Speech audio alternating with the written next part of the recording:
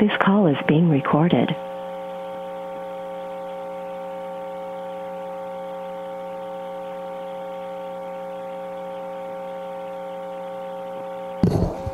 Good morning. We'll call the meeting to order. Council is conducting this meeting in person and via conference call in accordance with the Municipal Government Act Section 199. Council meetings can take place in person as long as physical distancing of 2 meters can be maintained between participants. At this time, according to Alberta Health, public attendance at council meetings should be facilitated through virtual means. If you've submitted a comment request, the chair will call on you at the appropriate time. The chair may also ask for comments and concerns from the public relating to a particular topic, and at this time, phone lines will be unmuted. If you would like to speak, please state your name. We ask that only one member of the public speak at a time. All persons will be allotted 10 minutes to speak as per our procedural bylaw. We ask that if the meeting recesses, that any callers hang up and call back in as the meeting reconvenes. This helps with call quality. Please note this call is being recorded and will be uploaded to our website and/or social media. To eliminate background noise, please mute your phone during the meeting. Everyone has a right to be present at council meetings and council committee meetings. Any attendees that are considered disruptive to the progression of this meeting may be removed at the discretion of the chair as per the Municipal Government Act, Section 198. We thank you for your cooperation and understanding. Due to the hybrid nature of our meeting, we will conduct a roll call. Reeve Link is present. Deputy Reeve Clausen. Present. Councillor Wilson. Present. Councillor Bigger. Present. Councillor Eichert. Present. Councillor Kester. Present. Councillor Armstrong. Yeah, I'm here. Additionally, our voting procedure will be modified. I will call for any councillor who is opposed to a motion to indicate verbally. For any motions with expressed opposition, we will conduct a roll call vote. We have an agenda before us. Does anybody have any additions or changes? I have one agenda addition. Sure, Councillor Kester, go ahead, please. Yes, council members received a letter yesterday from Fiona Lloydson. I'd like to add that to the agenda, please. Let's add that under 2.46. Good morning, Reeve Link. Brian from administration. I have 2 items for consideration for addition to the agenda today. One was from the Drumheller Area Health Foundation. It was an invitation for Wheatland County Council to attend their AGM. And the second piece of correspondence would be another piece of correspondence from Community Futures Wild Rose, and it is also about their AGM. Thank you. We'll add those under correspondence. So 3.1, we'll just go 2 and 3. Councillor Bigger, you had an addition? Yes, I do. Bow River Highway 24 boat launch. Say that one more time. It's the Bow River on Highway 24 boat launch. Okay. Let's put that under 2.47.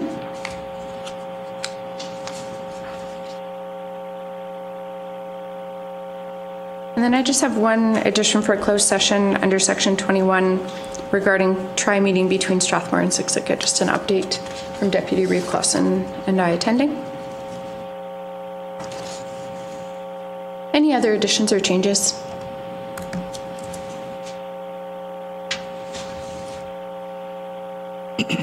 Motion to approve the agenda as amended. Also move. Councillor Bigger has moved. Is any councillor opposed? Motion is carried. We had the minutes circulated from the May 4th regular council meeting. I'll move them as circulated. Councillor Armstrong has moved. I just had one quick question. On page 4, under 2.11, should there be a plan number under the public hearing for that road closure? Just if administration could please just edit that, and I might be out to lunch, so.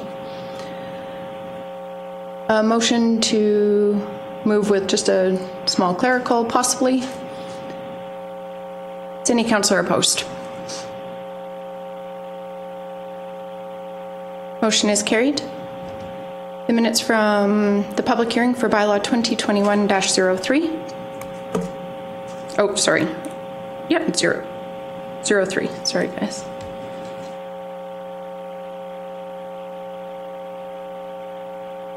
I'll move them as circulated. Councillor Armstrong has moved. Any councillor opposed?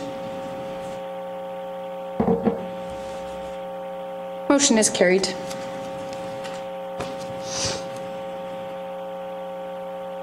We'll move to 2.12. I move that the process for the Wheatland County Council meeting as it pertains to the scheduled public hearings will be as follows. Public hearing, first reading if required, then consideration for further readings of bylaw for those public hearings that have been closed. I further move that the above process will take place with the absence of resolutions to go into and out of council before and after each public hearing. Is any councillor opposed?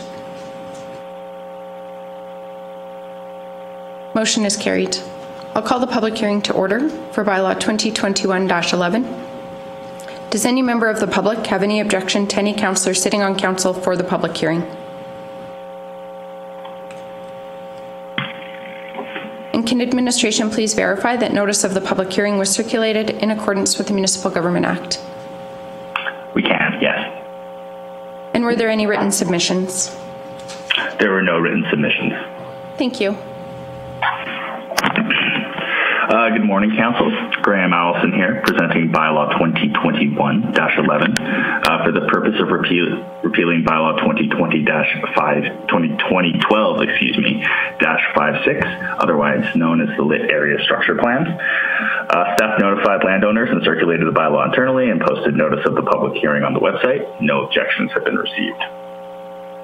Purpose of the Lit Family Area Structure Plan, which is noted on the tentative plan on page 61 of the agenda package, was to comply with previous Wheatland County policy, which required an ASP to be submitted if a proposed subdivision would result in more than 3 lots per quarter section. The applicant at the time proposed a 2-lot subdivision on a quarter section that had previously been subdivided, exceeding the 3 lots on a quarter section limit, thus requiring the applicant to submit an ASP. The Lit Family ASP was submitted to facilitate the 2-lot subdivision. The ASP, Bylaw 2012-56, was adopted on October 9th, 2012. Since the adoption of the ASP, the lots have been created and registered, and the ASP has served its intended purpose, and the ASP has now been determined obsolete. The proposal to repeal the ASP generally aligns with the strategies, objectives, and policies within the South Saskatchewan Regional Plan, the Regional Growth Management Strategy, the Municipal Development Plan, as well as the Land Use Bylaw. Administration is recommending the Council grant second and third reading for Bylaw 2021-11, and that concludes my presentation. I am available for any questions you may have. Thank you. Thank you, Graham. Any questions? Is there anyone who would like to speak in support of the application?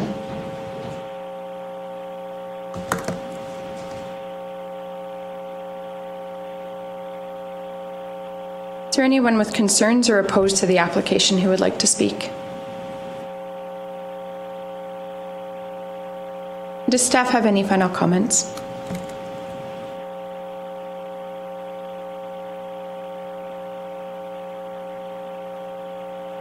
No final comments from staff. Thank you. With that, we'll close the public hearing for Bylaw 2021-11.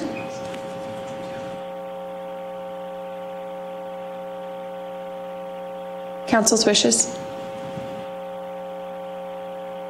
I'll move that Council grant second reading of Bylaw 2021. Any discussion? Councillor Eichert has moved.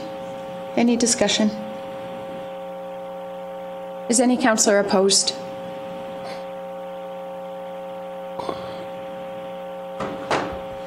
Motion is carried.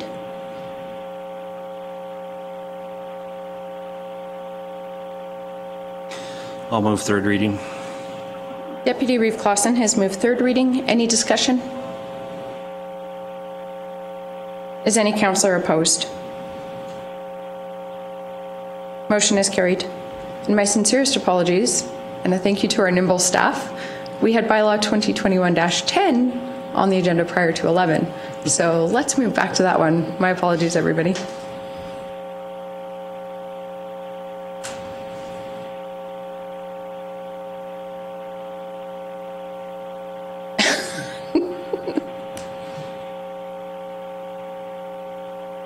Good morning.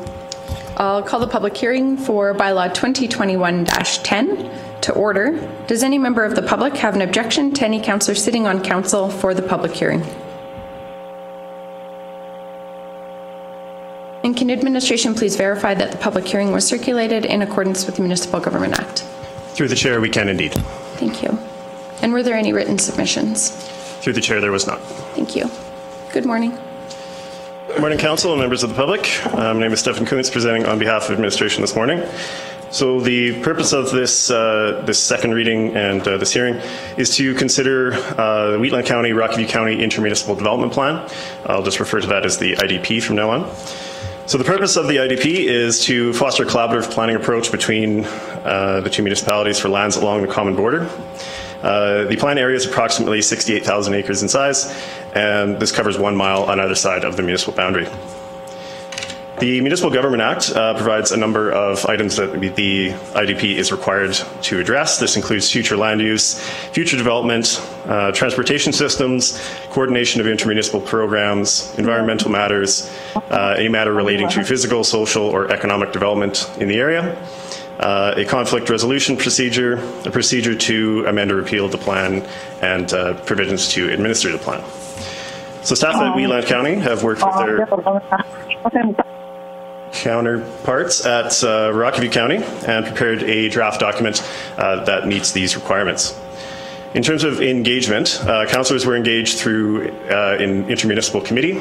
This consisted of 2 councillors from each municipality, as well as their chief administrative officers or their designates, as well as administrative staff. Area agencies and stakeholders were circulated through the circulation process, and landowners were notified 3 points during the process. One initially, one when the plan was completed, and then finally to notify them of the hearing today. Feedback was minimal, but some people obviously reached out by phone. These were contacted individually by phone by administration. So in terms of the details of the plan, the goals largely focus on retaining the agricultural nature of the area, while still allowing for development in accordance with each municipality's statutory plans. It recognizes there is little development pressure in the area, so the policies are rather high level. They focus on notification when applications are received, so notifying the adjacent municipality and their residents. This allows each municipality to retain control within their respective jurisdiction. So I'll just highlight some of the sections in the plan. The general land use section essentially requires municipalities to communicate with one another. So when an application is received, we're sharing it with the other municipalities so that they can provide feedback. The highway growth area section recognizes the importance of Highway 1 as a gateway to both communities and the region as well. So it encourages a higher level of appearance of development in that area. The agricultural section promotes interfaces tools such as buffering or screening, also encourages awareness when residential uses are proposed in agricultural areas. Obviously that has dust, smells, things that comes with that. So encouraging those the awareness of agricultural practices is the key in that section. The environment and open space section requires consideration of provincial policy with respect to wetlands, drainage channels, and water bodies. The utilities, resource extraction, and energy development section, this deals with largely aggregate operations, telecommunications facilities. These type of things can have kind of a broader impact. So something that's kind of key to this section, if a new aggregate operation, for example, is located outside of the plan area, but it has a haul route that goes through the plan area, it's still required to notify in accordance with the plan. The transportation section largely deals with clarifying matters of jurisdiction for boundary roads and that type of thing, and applications on one side, but it accesses a road under the other municipality's jurisdiction, how those matters are dealt with. And then finally, dispute resolution. So currently, if one municipality adopts a statutory plan that the other municipality feels is detrimental to their interests, they can appeal that through Section 690 of the Municipal Government Act. This is a lengthy process and rather costly. So the dispute resolution process in the IDP essentially provides a process that we can try to mitigate that before we actually get to that situation. So deal with it administratively before we need to get the Municipal Government Board involved. So in terms of the approval process and the next steps, so obviously this council, Wheatland County Council, granted first reading on April 20th. of this year, Rocky View's Council granted their first reading on March 23rd, and they held their public hearing last week on May 11th. So there was no amendments or proposed changes from their council, and they granted second reading again on May 11th. So prior to the final approval and the third reading, we were required to submit the IDP to the Calgary Metropolitan Regional Board for approval. Pending their approval, the county will return the IDP for third and final reading. So it doesn't require a public hearing at that process, but essentially the final decision rests with the county. So that concludes my presentation. We are, of course, available for questions, and we are recommending option 1, approval of the IDP and referral to the Calgary Metropolitan Regional Board. Thank you. Thank you, Stefan. Any questions?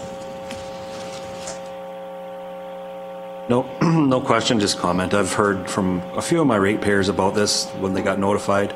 The biggest concern that they had was why we're doing this, and after I explained to them this was mandated by the province of Alberta, that we have these in place, they seem to be a little better at it, but in the overall area we have overlapping controls more and more. So I'll move second read. But we're just still in the public hearing, so I'll just have you hold that. No, that's okay. Any other questions? Is there anyone who would like to speak in support of the bylaw? Any persons with concerns or opposed to the bylaw? Any final comments from administration? Through the chair, no final comments. Thank you. I'll close the public hearing for bylaw 2021-10. Now we can entertain second reading. I'll move second reading. Deputy Reeve Clausen has moved second reading. Any discussion? Is any councillor opposed?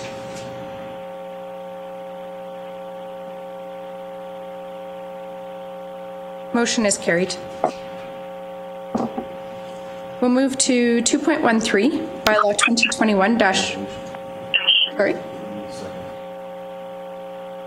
Oh, yes, my apologies. There is a second resolution. Thanks. Deputy Reeve Clausen? Get to it.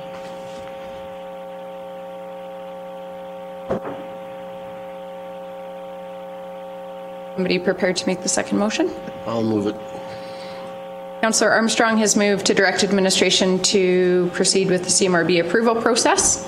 Any questions? Is any councillor opposed? Motion is carried.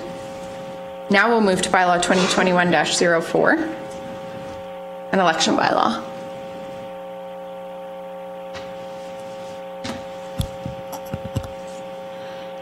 Good morning, Reeve Link and Council. Tracy from Corporate and Financial Services. I'm here to present Election Bylaw 2021-04.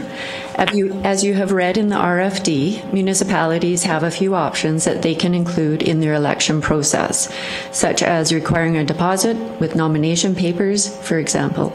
These options must be included in a bylaw, otherwise the LAEA or Local Authorities Election Act is followed. To date, to implement these options into a bylaw, the date to implement these options into a bylaw is June 30th of the election year. I have listed the options available to the county as well as administration's recommendations. Some of these recommendations are following current processes that are in place. As an example, the county does not require a deposit with nomination papers. This bylaw also authorizes the returning officer to designate additional voting stations in a division, whereas in the past election, permission was granted by a ministerial order. Administration is therefore recommending that bylaw 2017-49 be rescinded. As stated in the RFD, one of the last items for the returning officer to consider is providing special ballots. Special ballots can only be provided for three reasons: a physical disability, absence from a local jurisdiction, or for election workers who are working on election day. The province did not make any changes to include the pandemic. During research, it appears that many smaller municipalities are not providing special ballots due to the cost and the amount of time it takes to process the ballots. Many have stated that they believe few residents will be traveling at that time. A large concern is that the province may not inform municipalities of the Senate or referendum, whether it'll occur until September 7th, which leaves a little time to receive ballots from the province, mail out, and be returned to administration prior to October 18th. The process for residents to apply for a special ballot and include a reason why a ballot is being requested. On receipt of the application, administration mails an envelope to the elector. The elector will mark the municipal ballot, the Senate ballot, and referendum, place the ballots in a ballot envelope and seal, then place that ballot envelope into a certificate envelope, complete part 1 of the certificate, and seal the envelope. Residents must attach a copy of appropriate identification and place within the certificate envelope in the outer envelope and seal. So there's quite a few envelopes. The envelope must be received by the RO no later than the close of the voting station on election day. Sometimes these are not completely corrected or received late and the ballot is rejected. Rather than creating special ballots, municipalities are adding additional advance voting dates. Administration has tentatively booked Saturday, October 8th, Wednesday, October 13th, and Saturday, October 16th as advance voting dates. The polling station will be located at the Wheatland County Administration Building. The main goal of special ballots is to provide a way for residents to vote if they are out of town or have a physical disability, as election workers will be encouraged to vote on advance voting days. Wheatland County has not offered special ballots in the past. However, I'm looking for council feedback at this time. Thank you very much, Tracy. Council's thoughts? There is a draft bylaw for consideration, and administration's looking for direction on the special ballots are a separate issue. Oh, okay. The bylaw just includes current practices and options, and then I thought at this time I'd ask council if they have if they can provide feedback to me on special ballots, and then I have until August to bring that back to council in a bylaw if we move forward with special ballots. So excellent. Well, what would the special ballot involve? What would it? Someone's got to say this, they've got a physical disability. What's a special ballot allow? Right, so they fill in an application, send it into the returning officer, and state why they're seeking a ballot, and then we compile all the 3 ballots, municipal, Senate, referendum, if those 2 are a go, and then we send that out. They have to they fill in their ballots, put that in an envelope, also fill in a form just verifying who they are. And then they also have to provide a photocopy of identification. And then they mail that in. So the challenge this year that municipalities are expressing is that if we aren't informed by the province until September 7th, if there's a Senate and referendum, we have little time to gather all that information and then have it available, mail it out, and then get it back. So there's a lot of the larger municipalities are offering it. Smaller municipalities with limited resources, it's. What is your opinion? Do you believe that we should? It's a lot of work. Do you think there's a need for it? I think if the province had included provisions for the pandemic, then I would say yes. Okay, so then we'll say no. But I think because that's not included, I have training next week on special ballots, so perhaps that would change my opinion. But at this point, I would say no, hearing what other municipalities' concerns are. That's good enough for me. And really, it's very limited as to who can apply. And we would offer voter assistance as well at the polling stations. I think if we can just be like just personal opinion, given that you're planning advanced polling dates, and as long as we make sure that they're accessible, and I think that's the key thing. It hasn't been an issue before that I can remember that anybody ever bringing that before, so I don't see why it would be. Until somebody brings it forward as an issue because they couldn't vote because of such and such, then I think we'd take a look at it. But until that time comes, I don't know why we would waste it. Yeah. Waste your time. Certainly at the beginning with the pandemic, it was like, oh, special ballots will be great. But now that the province did not make that amendment to include that, then my opinion and has it's the changed. timing of it, and then needing to rely on the postal, like to actually get it there. Like I'd be concerned too about people not receiving them if there was a delay. Canada Post. And then, like, I could see that being an issue as well here. Yes, in particular. And because of the Senate and referendum, that also makes it a little more complicated too. That we have to now include those ballots and yeah. So at this time, I'm leaning towards not. That's good. For me, I've never heard a complaint from anybody about the election process within Wheatland County. It's been worked well before. When it comes times to the post office, I know right now, in the last month, I've had stuff that's been taken 3 weeks to come from Strathmore to my residence. It's just terrible, so, yeah. So I think if we mandated can, or something, that'd be different, but. Yeah, absolutely. I think there's consensus. If you find out more information that we need to consider, please bring it back.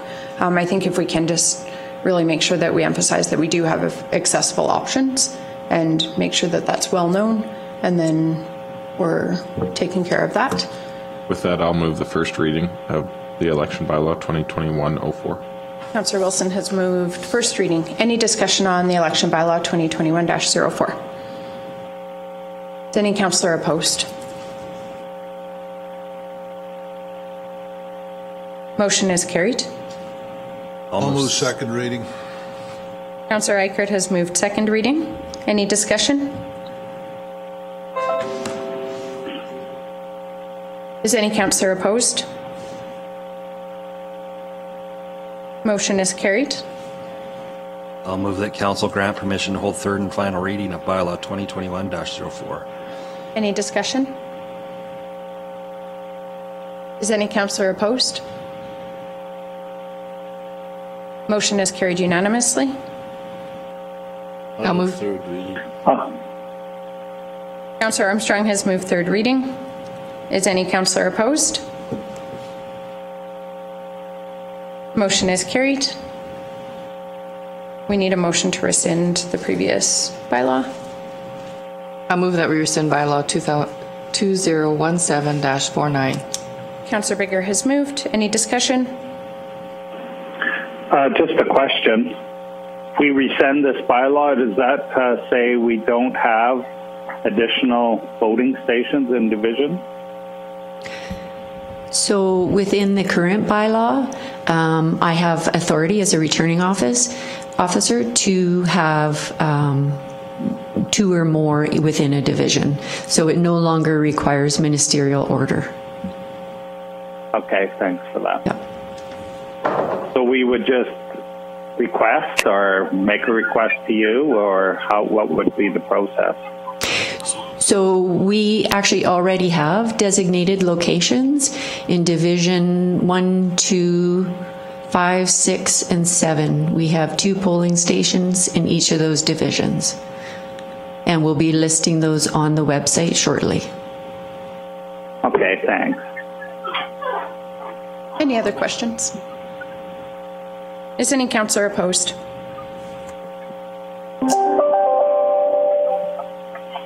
Motion is carried. Reeve-Link, at this time, could I just do a quick update under something we're working on with corporate services? Absolutely. Please. Okay, she said yes. So recently, administration with the CAO reached out to an investment advisory group for information after listening to a presentation to another county. Long-term investments in 2019 were 5.9%, and in 2020, 5.6% at that county. Currently, there's a strong return on bond funds, and interest rates on bonds have gone up from 0.6 to a full percentage point in the last 2 months. We estimate that we can generate approximately an additional $122,000 in interest from June to December of this year. If we were to change our current investment strategy, and then also please note that consideration is in compliance with the MGA section 250 authorized investments. The county currently has a cash and investment portfolio that is invested in a demand investment account and an interest-bearing bank account. So administration plans to bring an investment policy forward to the next council meeting, and if approved, funds will be transferred from our current investments to an advisory group to manage those funds. Excellent. So we appreciate the update and look forward to that. It's necessary, I think, or we're going to erode reserves with inflation. So yes. Okay. Thank you. We look forward to seeing that. What's the risk on that? So one of the questions I asked is, okay, if we had an emergency, can we withdraw, immediately?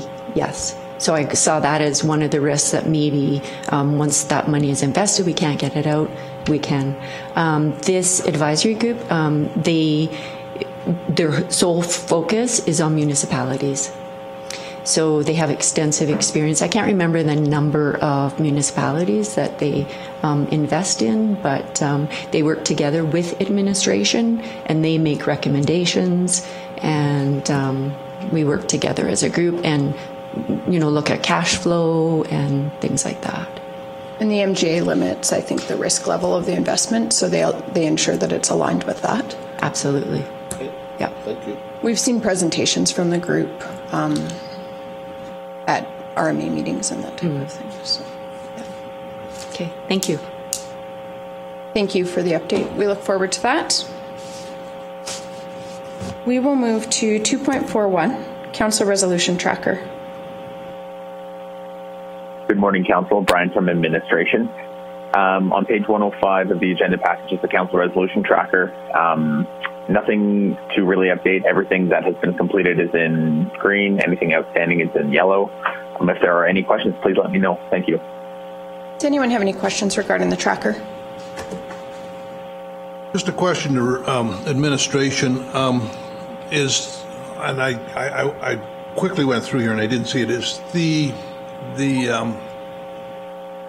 utility servicing for wastewater to Muirfield, like the amount of money we're charging them, is that being addressed, and is that on the tracker here somewhere?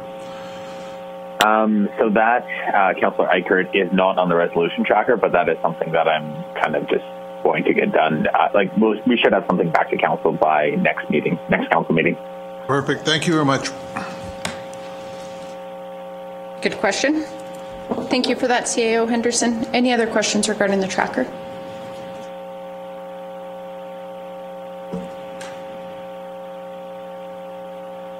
A motion to accept the report as information. Also move.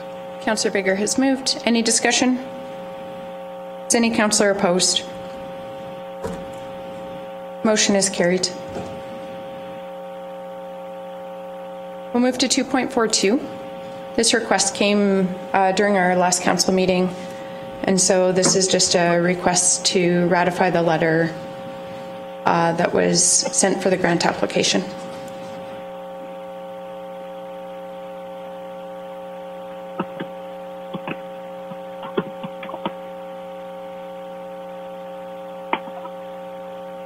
I'll move that council ratify the Wheatland County letter in support of the Trellis Commons Siksika Family Resource Network joint application for the Alberta Cultural Grant to assist in funding a traditional event during Blackfoot Days at Siksika. Are there any questions? Is any councillor opposed? Motion is carried. We'll move to 2.43, Strathmore Handy Bus Office Lease. I'll step away for this one. Sure. Maybe just announce that you're doing it and why.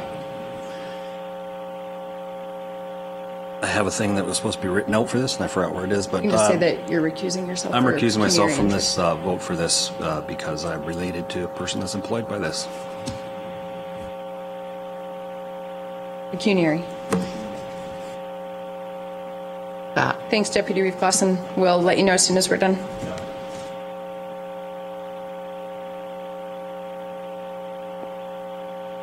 Good morning.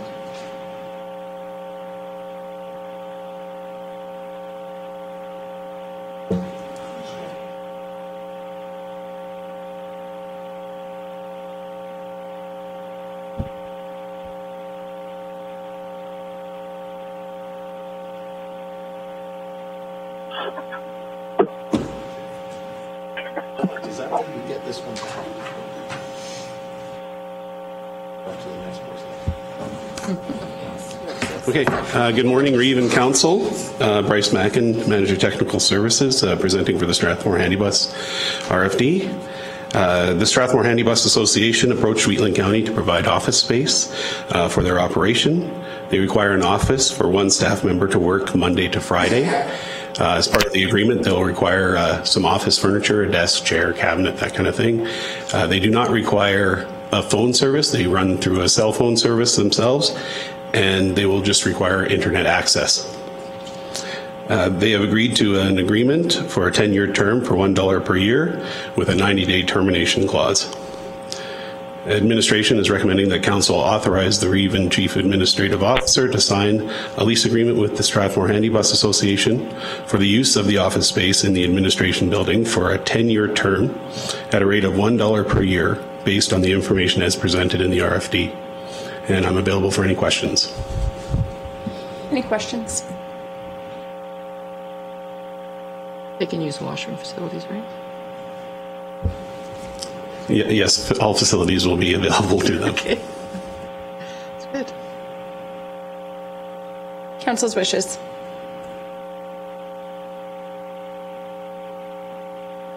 I'll move the recommendation.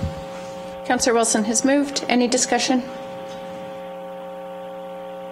Just, and I don't know if anybody can answer this, is their current, is this like, do they have a current office now, and is this like in leases up, or where are they at located now? They're located, the manager's running out of the bus barn. In the bus barn that's on the old town site. Okay. And there's just not enough room in that space between vehicles and employees moving in and out. Have office. Okay, and would we know that? I'm just quite. Are they being? Do they have a similar sort? Did they have a similar agreement with the town? No, they didn't. Okay. Thank you. Out of curiosity, what were they paying the town? You know what? I'd have to look at that. I'm not sure. I don't know if Vicky's on or Alice is on. Probably not. I don't think we were paying them anything because it was they considered it our building.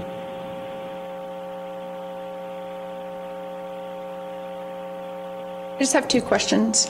I noticed there was a termination clause where we can terminate for 90 days. I'm just thinking, anticipating if there were a need for I know at one time we were in a space crunch. Has that been discussed with the Handybus Association, just an understanding that if the situation arose where the county required the office space, that we would need to do that versus, say, building on or an addition or that type of thing? The lease agreement was reviewed by both administration and the Handybus Association, and the 90-day clause was highlighted. No discussion regarding future space. The idea is that the 90-day clause allows us to communicate that. Perfect. And then will we track this as an in-kind donation? Yes, we would. Okay, perfect. So, through the chair, if I remember right, the county put money into that building. So is there any There's no paper trail of that.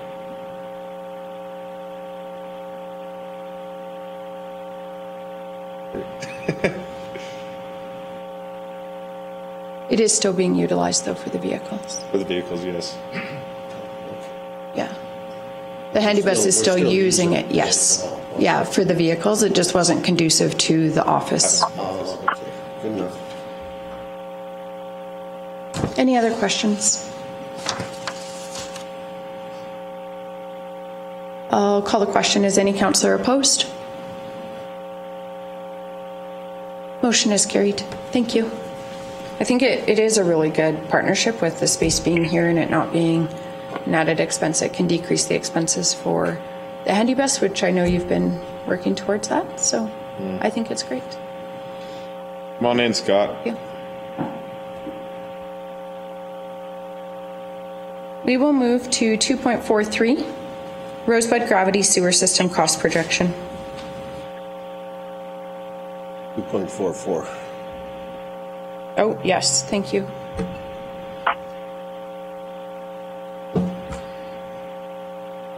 So this, presenting for the Rosebud Gravity Sewer System cost projection, Council recently asked administration to bring something forward. The hamlet of Rosebud currently operates under a low-pressure sanitary system, utilizing individual septic tanks that are tied into the distribution network, and they currently discharge into our septic field in Rosebud. As Council may know, or do know, we do have a lagoon project right now, and in the near future, that system will discharge into a lift station and then pump up to the new lagoon. This is a unique sanitary system, as other communities within the county use a gravity system for their sanitary. And administration prepared the attached high-level estimate to replace the existing low-pressure system with a gravity system. In the attachment, you'll see unit rates. Those unit rates were taken from an average of past projects with the county with a similar nature. And then the distances and manholes and other things that are listed there, those are all taken from the existing system and then with a straight replacement. If this was to proceed, a detailed design would give us more detail, a better estimate of what would happen.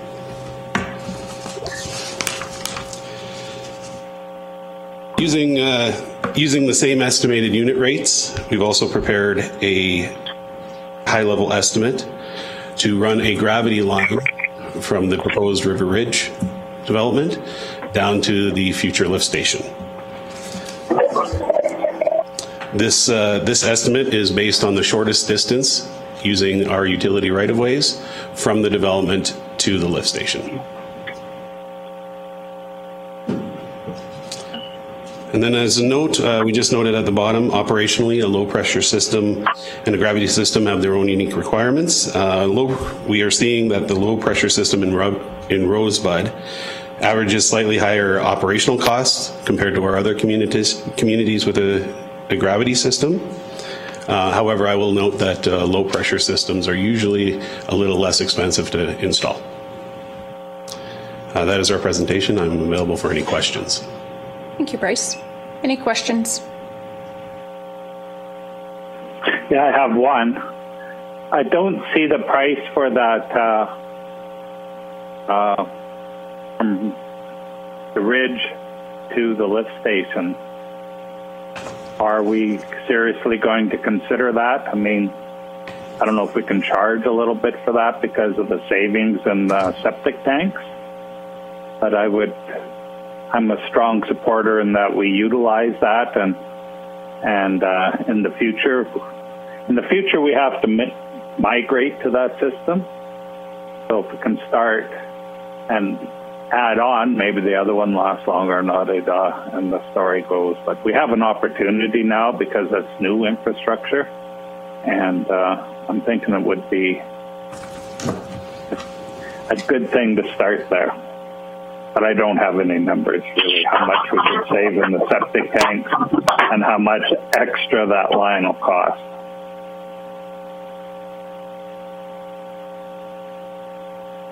Through the chair, as far as costs for, if I understand the question correctly, as far as costs to install, or the difference in cost to install a gravity system and a low pressure system, that'll take a little bit more digging.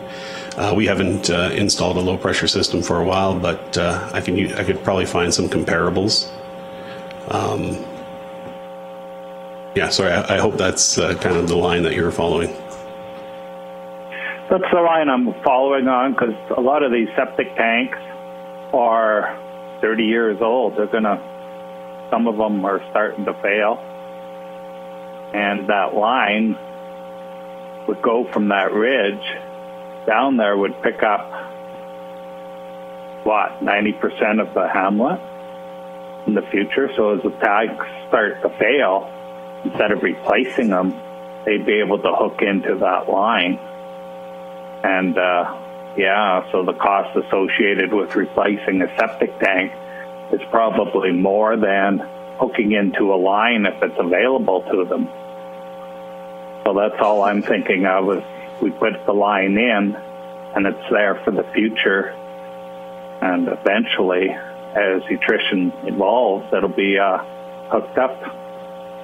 So yeah, a low flow line sized appropriately to handle all that effluent.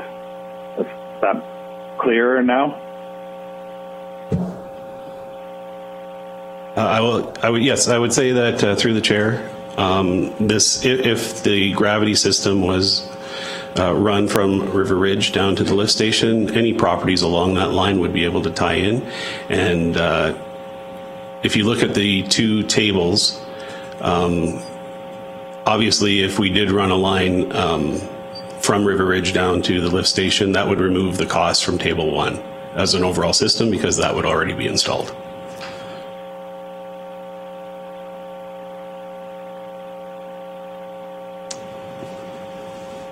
Couple of questions I have. The current system, the clarity is the holding tanks that our councillor mentioned there, those are owned by the homeowners. They're not County of Wheatland property. Through the chair, that is correct. So anything that goes with that is their own property. So if this project went ahead, we would have to do some work on private property to tie into a system that was designed for flow from a tank. That's where I see the problem is a gravity system starts in your home and is all engineered to flow a certain way. So when you start going back to do this, I don't even know how you can engineer it. It'd be scary, because each house would have a different elevation designed to go to a tank that would pump out into something. So you'd be going into people's property to try to fix that problem. That's just off the top of my head. Maybe I'm totally wrong, but... No, I believe you're correct. This estimate does not consider any adjustments on properties for that connection, and each one would have to be inspected and viewed to determine how to adjust that connection accordingly. Yeah, I just think it was engineered one way to go a totally different way would be extremely hard to do. Not saying anything against this, it's just the reality of what it is. Also, the current system with these tanks, I understand there's pumping out of it. Who's paying for that now? Are we paying for that, or? Through the chair, the county has a policy in place where the homeowners pay a monthly fee. Mm-hmm. That monthly fee is then used to do annual cleanouts by the county. We do approximately half of the residents in Rosebud each year, and we alternate year to year. And then if we got Rosebud River Ridge to tie in, because this was a project that's ongoing already, I'm sure they wouldn't pay for this. Like if this was a development coming to the table right now and we had this information, we could say, sure, you can develop this, but you've got to do this to tie into our system. And I don't think we could do that now.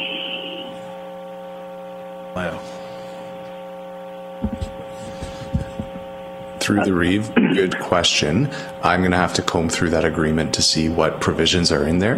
Yeah. But the possibility you were supposing something that is potentially possible. I mean, that's part of a development agreement. Because to me, that would make sense. If you're putting a new development into a community, you've upgraded 3/4 of the system, you want to come and tie the new system. Of course, we can upgrade it to a new system, and we could tie stuff into it.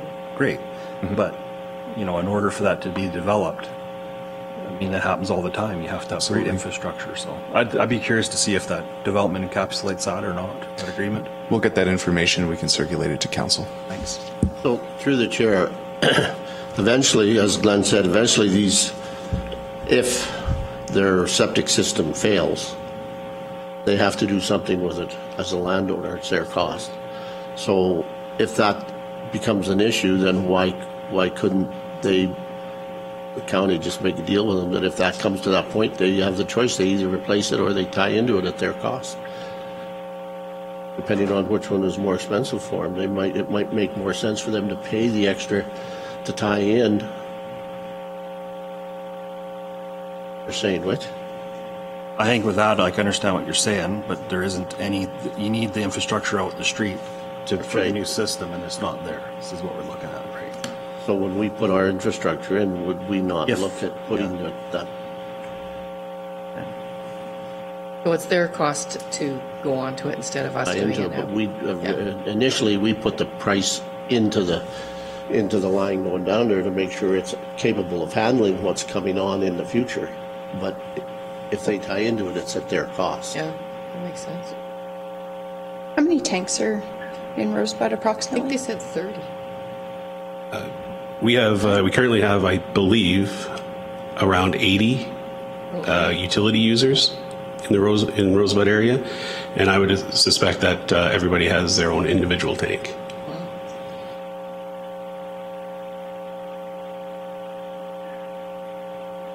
So I don't think it's quite clear what I'm proposing here. If we go ahead and don't do anything, we can take this pressure line, dump it into our lift station, and pump it to the new lagoon, and nothing changes in the hamlet.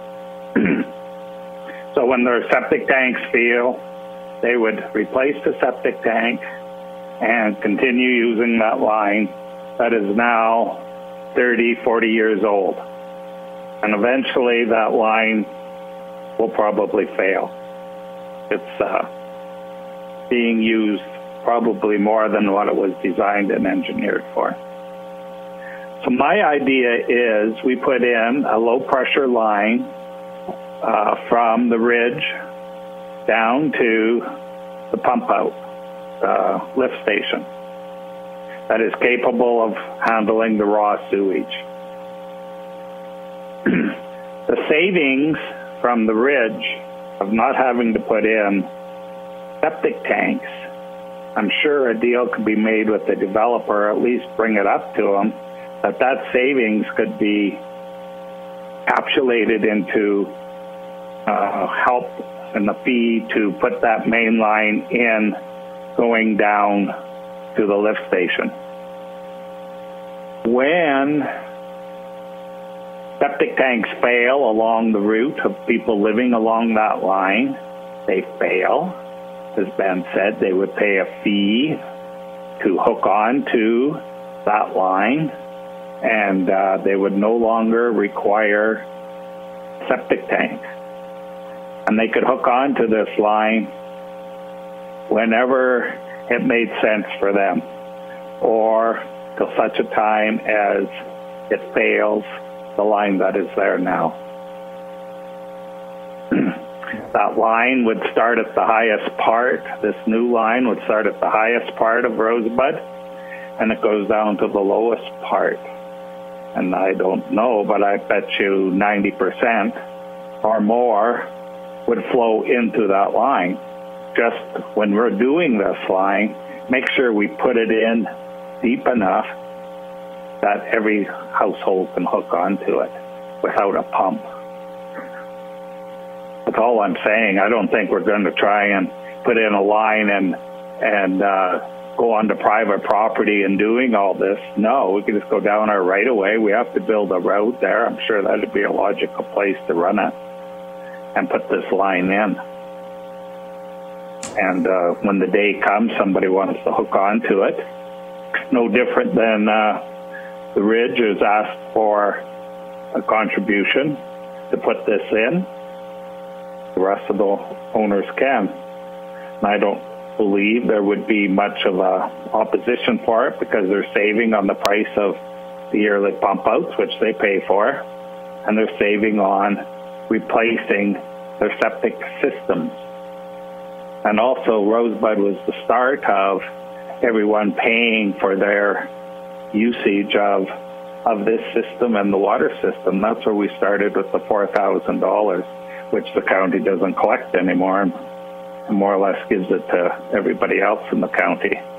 So I'm not right now suggesting any sort of a fee, but I'm thinking some thought can be given into this to make sure that we can, what would be the sense of putting in a low pressure flow system and all these 18 subdivisions putting in a septic tank and a pump out and pump water down into an already existing burden line, and eventually it all has to be replaced anyway. Maybe this is an opportunity to take that money and put it into something for the future.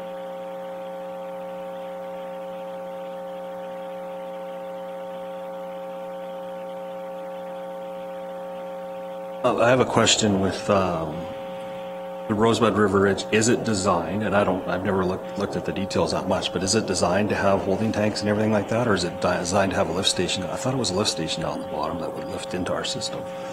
We'd have to review that to see how it's done. Yeah, I'd have to review the submission. Yeah. I see what Glenn's saying. Yeah. I'm not opposed to the idea, but my fear is that we're going to be ripping up a bunch of streets and having a line that would be it'd be hard to meet the elevations. I don't even know if it's possible to do that, because it's designed as a pressure system. To go to a gravity system is a totally different engineering problem. That's all. So that's my big. Not saying that we don't use any of the pressure system. Just put in an independent gravity line. The elevations are there. Just put it in. You aren't digging up, you probably dig up other lines, yeah.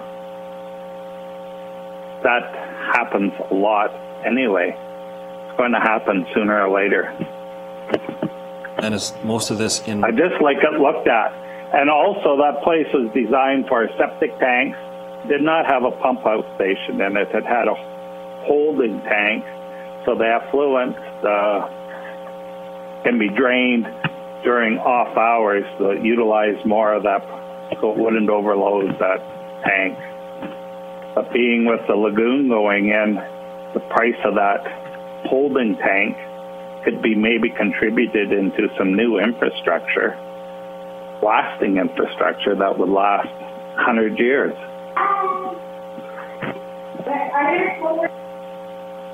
Well, through the chair, my idea would be, I agree with where you're coming from, Glenn, and that was my thoughts to start with. If we're putting anything in there, we need to look into the future, because you can bet that if any of those systems fail down the road, that those people, when they realize what it's going to cost to replace their septic system, are going to come to us for help to make that happen. And if we don't have a line there that's capable of handling what they have, then we'll be helping them put in a new septic system, rather than helping them tie into a line that's already in existence because we put it in place 10 years prior. I think whatever we do down there, whatever goes in, is engineered so that it can handle those other residents in the future.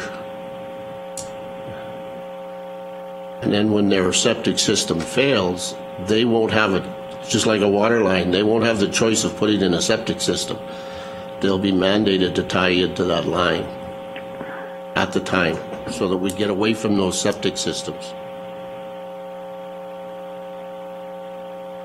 For myself, I think I require more information on what the options would be, what the expense, like what the potential cost for either option would be.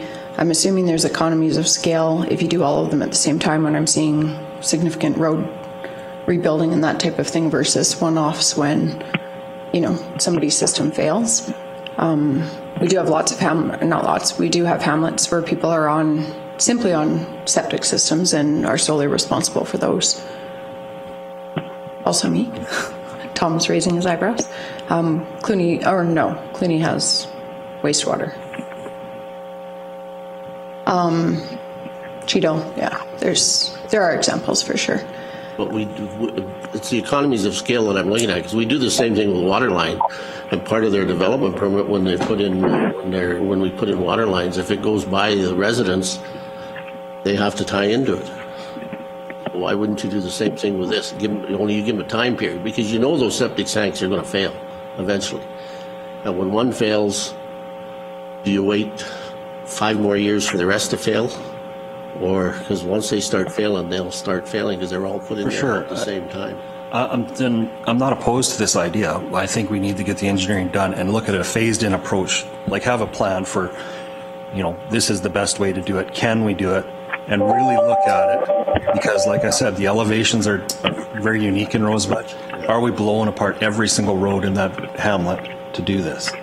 Because that could be a very real possibility. And there's a secondary highway that I imagine a lot of this stuff goes through as well. So there's a lot of different layers to this.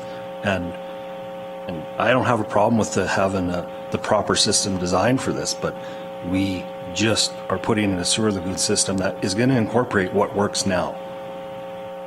Right? And it's been that way. We haven't touched any of this other stuff for forever. It's been working. We've stepped up to the plate. We're pumping out their systems. We're making sure the maintenance is getting done. But at the end of the day, those tanks are the homeowner's responsibility. We are putting infrastructure in there that's upgrading it to a good system. We looked at different things, so that's fine. Like I think we should design it, but to do it right now, I'm not prepared to do that.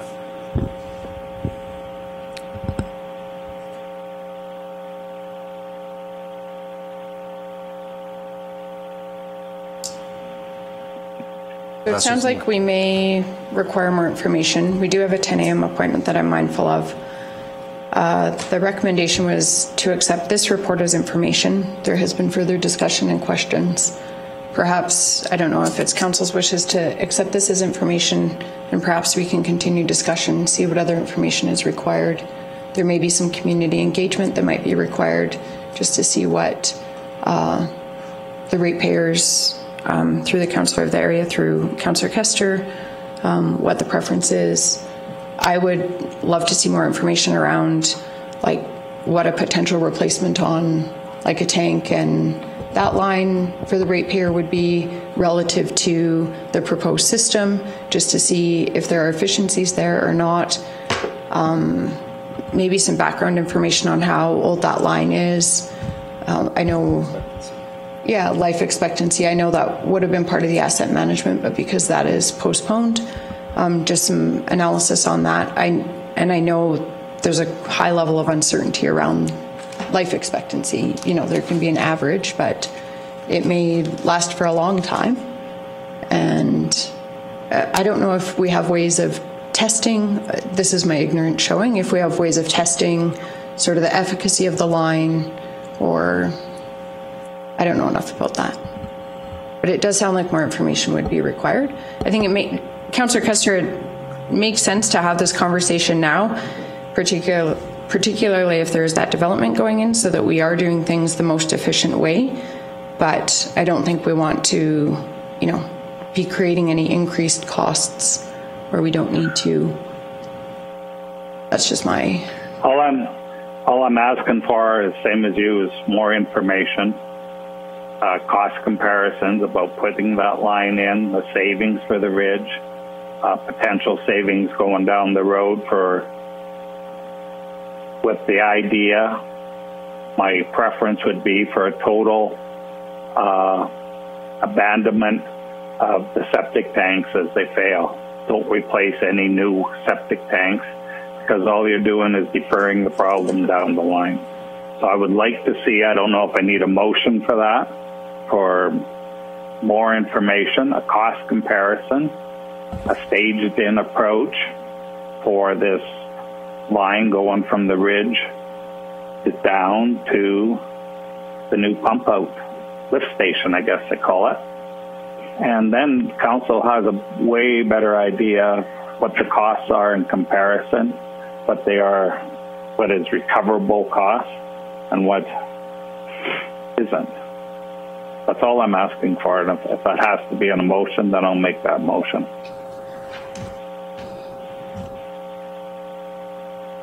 So we could, if you want to do a motion, Councillor Kester, to accept what's been provided as information and then just direct administration to provide further information based on the discussion today. Does administration need any more clarification around what's required? Through the chair, no. I think I have an understanding of what is being asked for. I think the administration can come back with what it'll take to review those options or follow through on some of those requests. Some of those might have some cost implications for engineering review, those kind of things. So happy to bring something back that outlines what those options entail before proceeding. So having heard that, I'll make a motion that we accept this as information, and I don't know if I should include in the motion that staff be directed to bring back more information. Yeah, I think that's fair if you don't mind including that, and then it's formalized and it's easy to track. Is that the resolution or motion you're making, Councillor Kester? Yes. Any questions from council?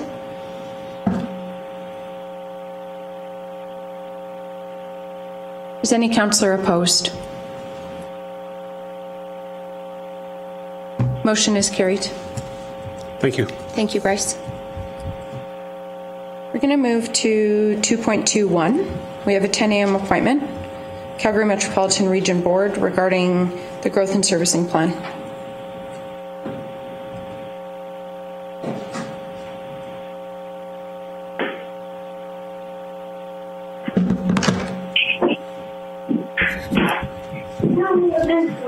Good morning. Just briefly, before you start, Jim Boscari, I'll just ask if anybody who's on the line, if you could please mute your phone.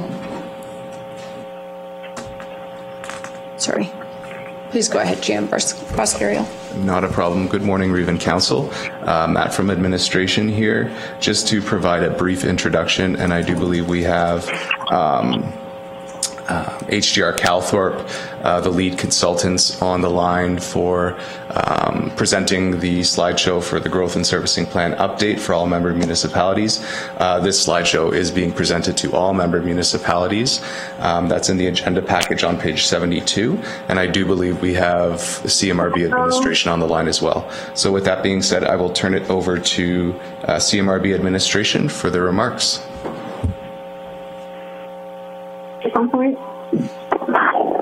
Thank you very much, Mr. Boscari and Reeve Link and Council. It's Jordan Copping, Chief Officer of the CMRB.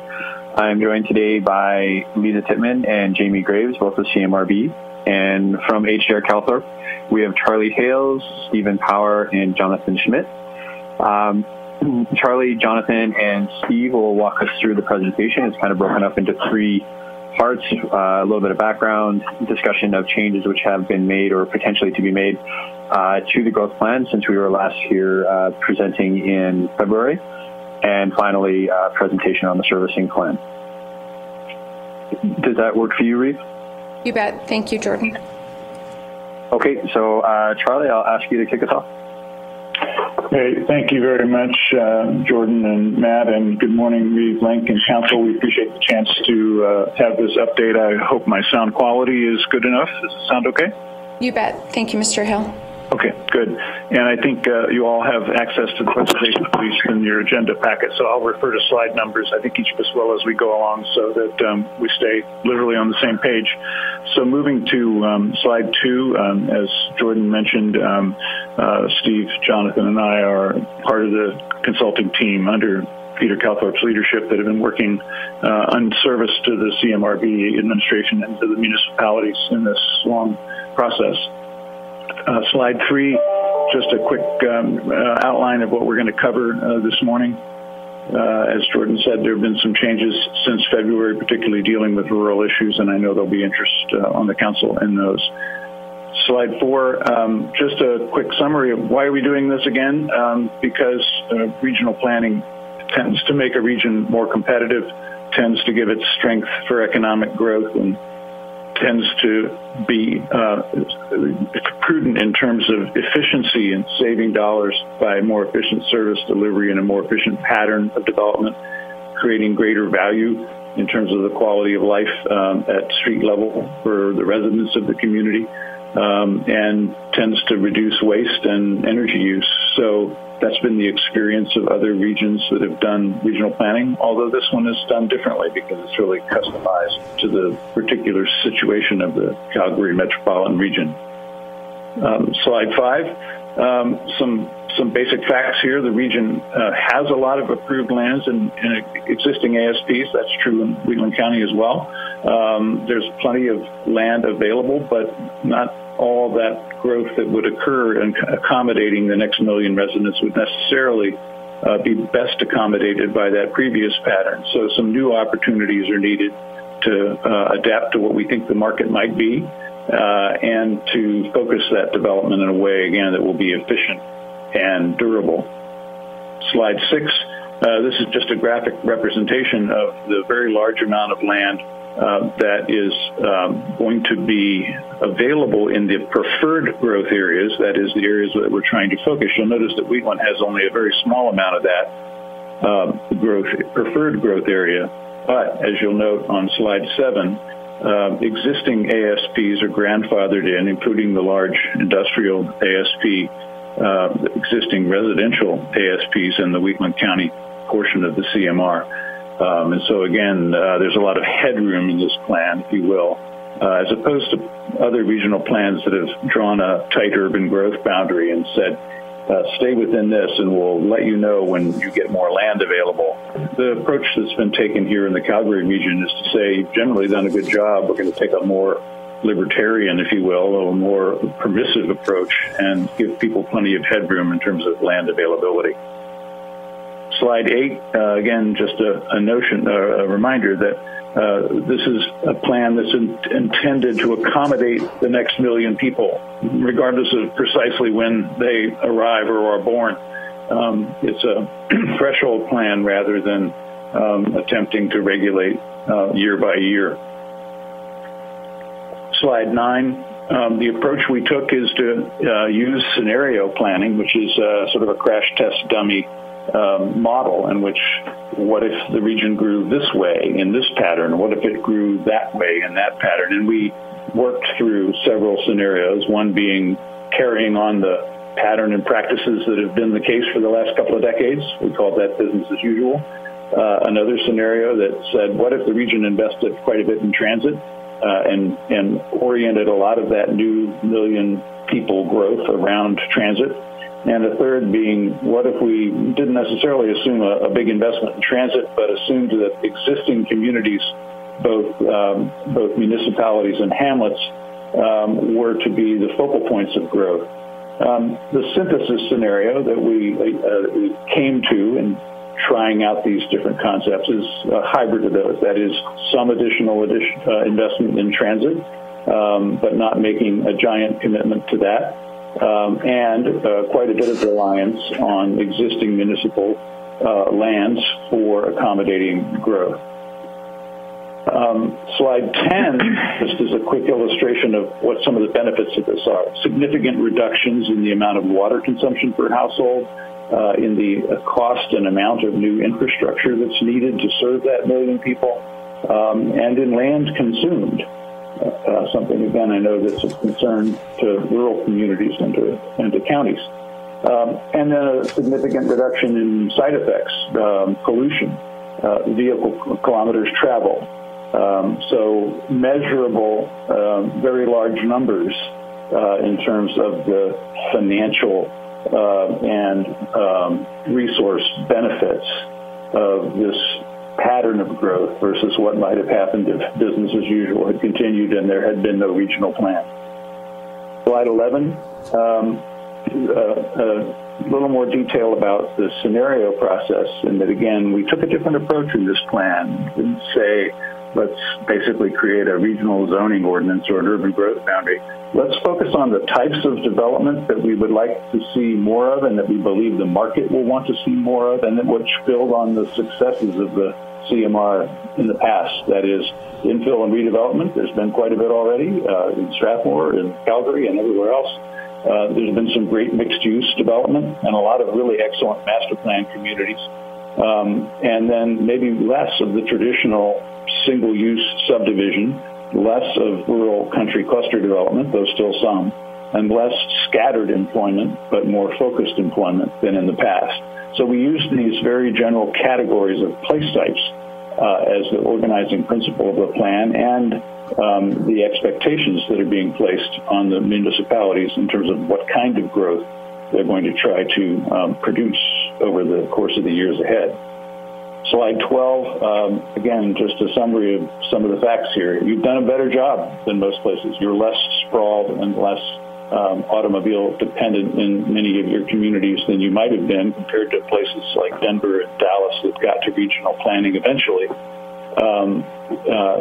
The scenarios show that we will save significant costs and reduce the negative effects of growth, but also benefit economically from it.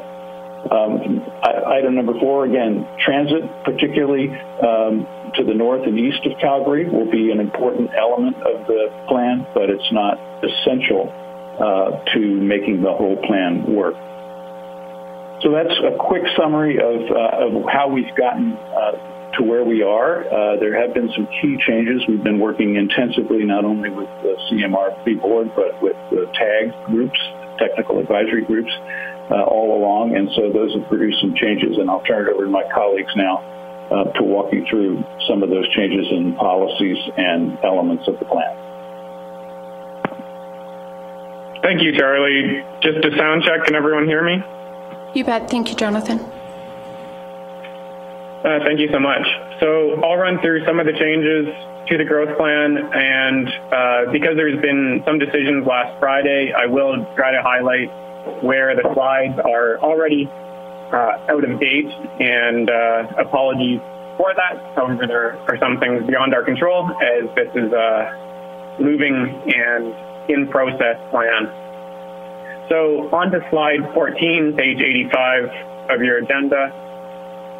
There are 3 fundamental strategies that underpin the growth plan, and Charlie did a great job of highlighting those, but I'll just highlight them again. The focus on compact mixed-use place types, which in accordance with the scenarios, we know do better with environmental, social, and economic outcomes. Secondly, focusing growth to key growth areas called preferred growth areas. It's noted as joint planning areas on the slide. It should say all preferred growth areas. Is where urban development is being directed within the plan. And thirdly, rural areas can be focused on clusters, development, conservation of agriculture and environmental lands, as well as hamlets. Go to the next slide, page 86 on your agenda. So this is a key map within the growth plan. It identifies those preferred growth areas. So there's 3 categories of them: urban municipalities, joint planning areas, and hamlet growth areas. Hamlet growth areas are those that are simply identified within the plan. They're not necessarily all hamlets within the region. Within wheatland counties, CMRD land, Cedal is identified as a hamlet growth area. There have been some changes. Bragg Creek hamlet growth area has had a minor boundary adjustment to the south to encapsulate an area that's actually called the Bragg Creek Expansion Area. Joint planning area in the south between Okotoks and High River has been split into 2. So now there are four joint planning areas within the region in 3 different areas.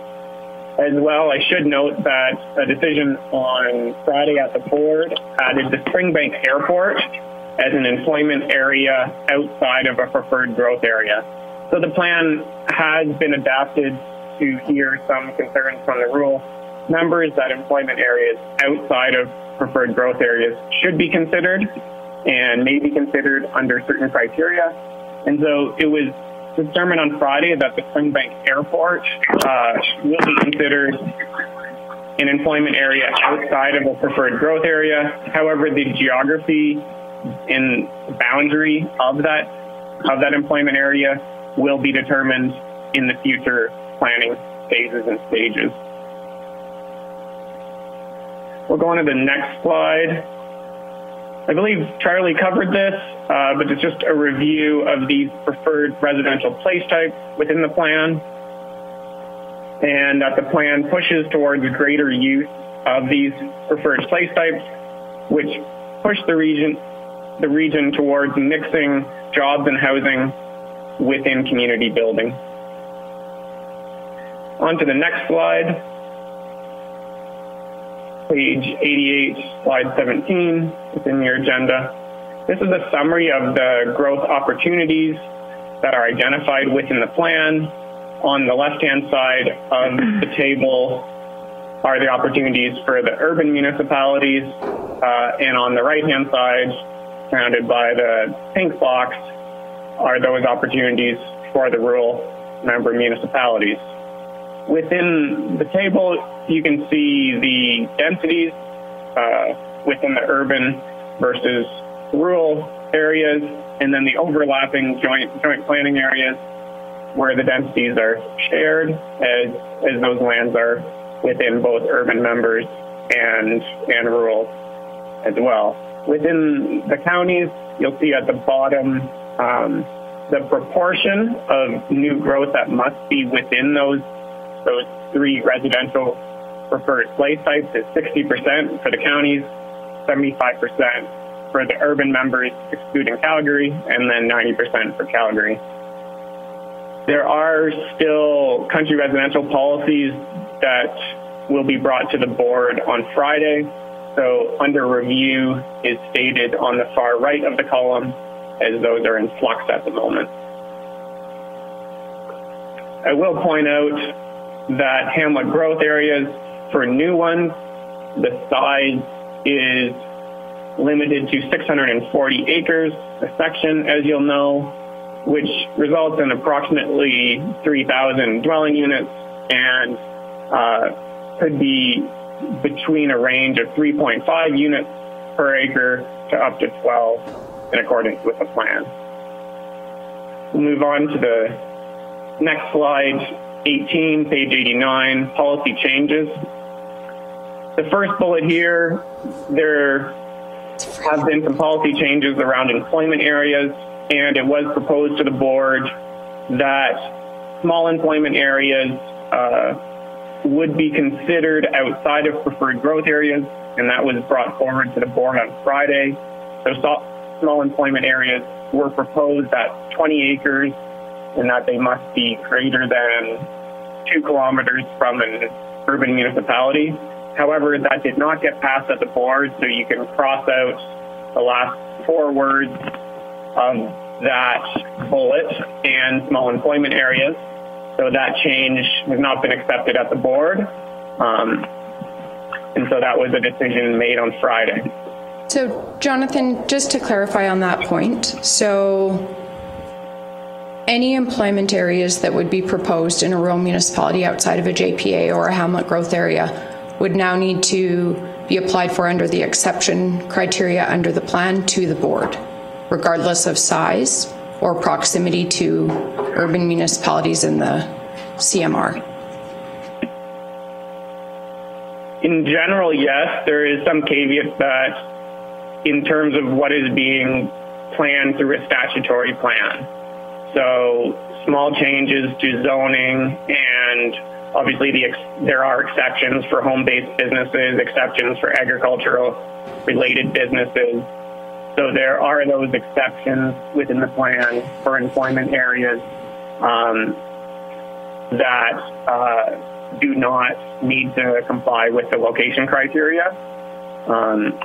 So I'll just rephrase for clarity then, Jonathan. So with the exception of agriculture, resource extraction, home-based business, and development in an established area structure plan. Any other employment centres in a rural municipality would need to go through the CMRB for authorization and would not be consistent with plan policy. Yes, as I understand it, if they're being planned through a statutory plan. That's how I understood it. I just wanted our council to be clear on that. Thank you, Jonathan. Yeah, I think that's really important to be clear on, and especially for the rural members. So there was additional policy,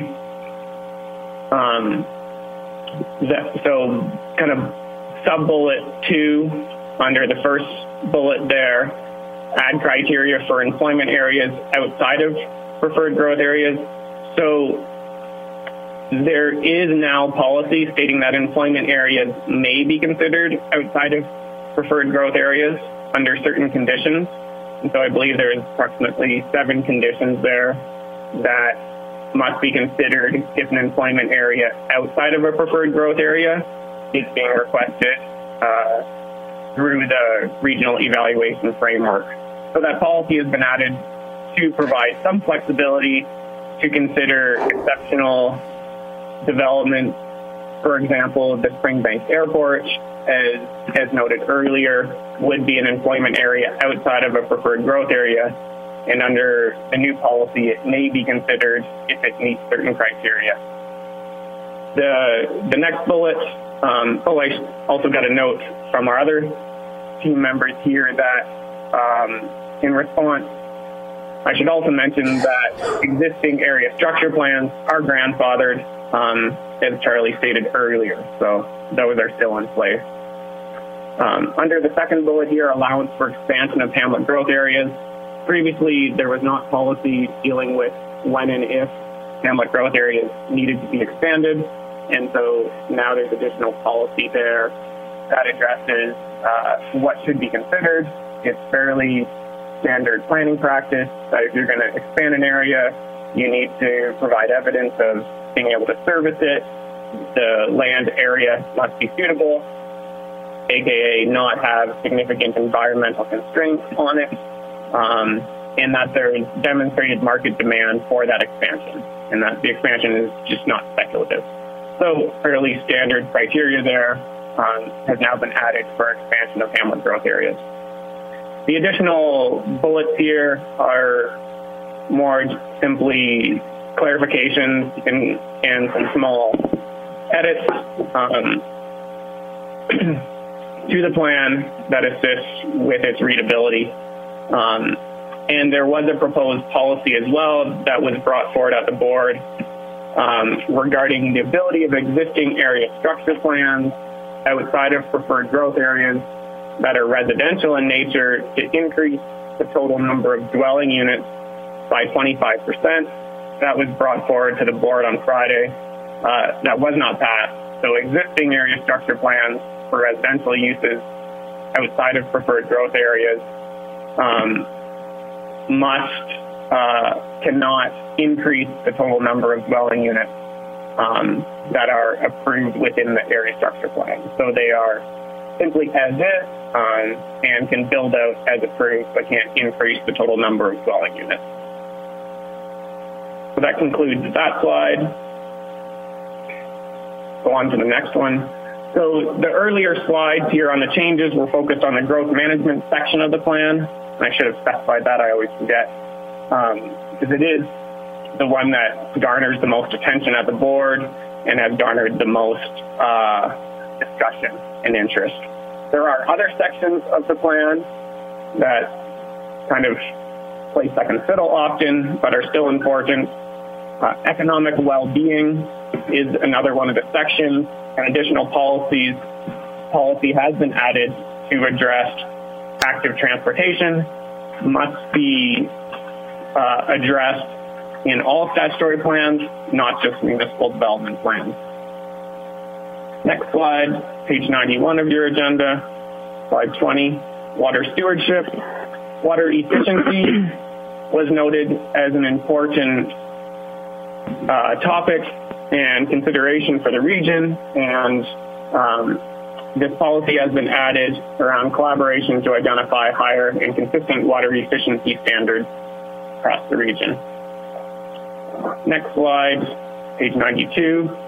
Shared services optimization is the section of the plan that links most strongly to the servicing plan. And so there has been quite a bit of discussion of recent at the TAG group and elsewhere around the planning and protection of regional corridors, infrastructure corridors, multi-use corridors, and some new policies have been added to address that within the shared services optimization section. Next slide, page 93.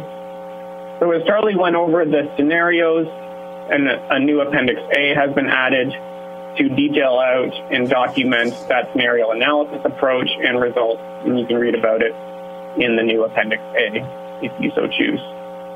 That's all I have, and I'll pass it off to Stephen now for the servicing plan. Thank you.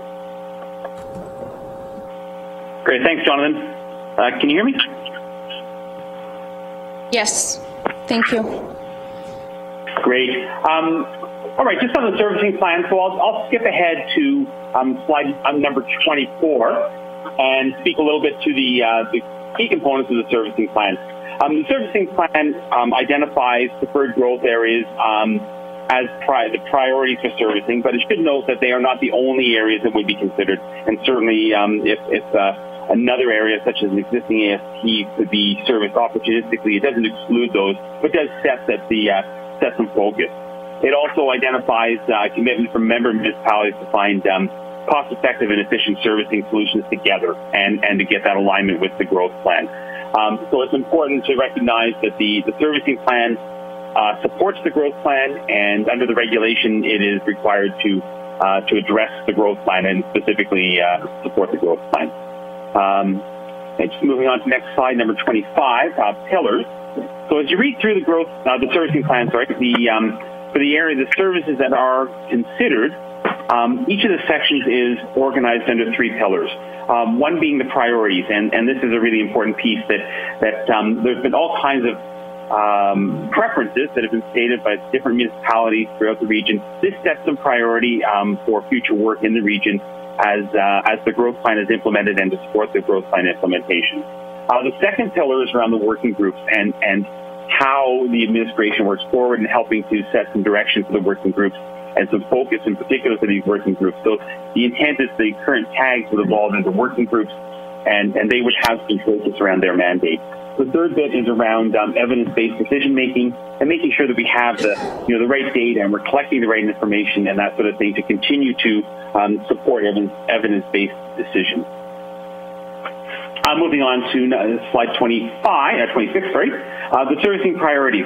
The regulation requires that there be a servicing plan that supports the growth plan, but then in terms of the services that are actually addressed in the servicing plan, it uses the language may, and it may include a number of things. The board has made a decision to include these 5 areas, so transportation and transit, the long-term water strategy, water and wastewater utilities, stormwater management, and recreation. Moving on to the next slide, 27. So this is into the specific services. Transportation and transit priorities. Certainly the context studies and joint planning areas will address transit and transportation as transportation is a key element of those context studies. And then the plan also includes a regional transit and transportation master plan that would look at transportation throughout the region as a whole. It would knit together the context studies, also the individual municipality transportation master plans. It would involve updating the regional model to align with the growth plan. It would address corridors that are not addressed in the context studies, and there's a few very key corridors, including that corridor that runs, the Highway 1 corridor that runs to the middle of Wheatland.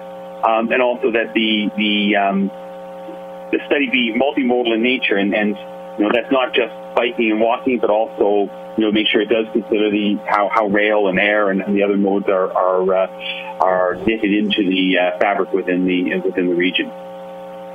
So slide 28 deals with the long-term water strategy priorities, and again, this is an area where various municipalities had all kinds of thoughts on where they would like to see priorities. This has narrowed it down to a smaller list, so the efforts going forward can be focused. But there's a desire to look at watershed planning, in a little more comprehensive way, recognizing those connections to the South Saskatchewan Regional Plan, and also setting up, where the region wants to advocate to the province on certain items. Water use efficiency will need to be focused around setting some efficiency goals region-wide, continuing water initiatives and sharing the successes that some have, and identifying future efficiencies through regional collaboration.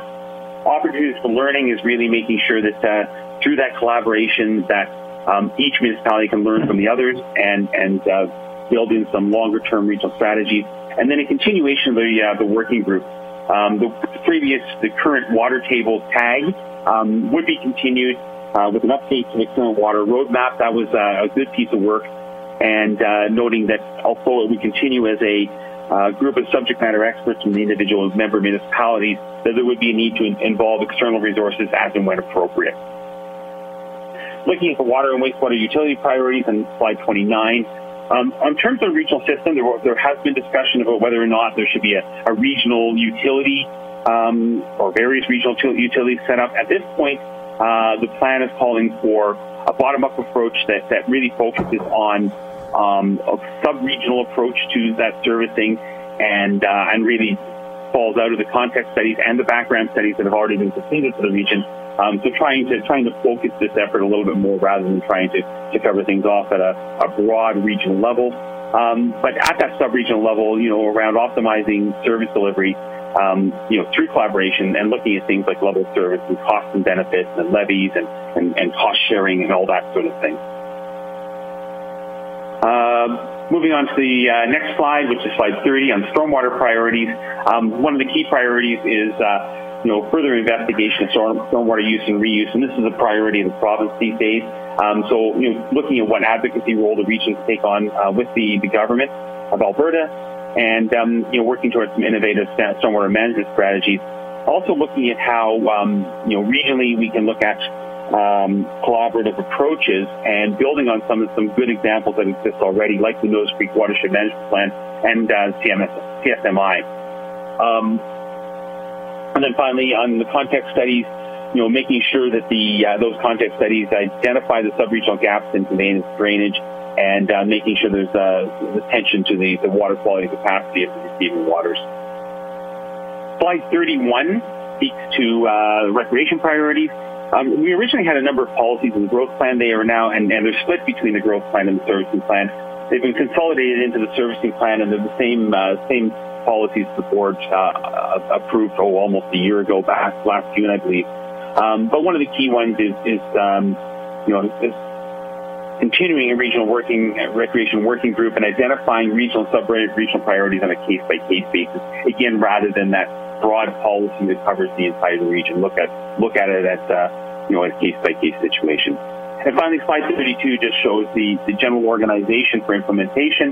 Not all that's entirely different than what we see today, but it does evolve the current tags into formal working groups with a little bit more formal mandate and a little more focus, so that are trying to cover everything. We now have some areas of focus for them to put their attention to as the growth plan becomes implemented. And with that, Reeve Link, I'll turn it back to you for any questions and comments. Thanks, Stephen. Any questions from council?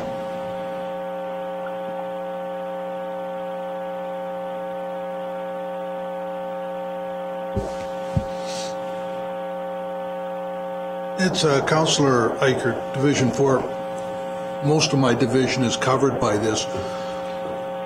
I'm just trying to look for an answer from my constituents is what benefit does this growth plan do for my ratepayers? Before I walked off the board,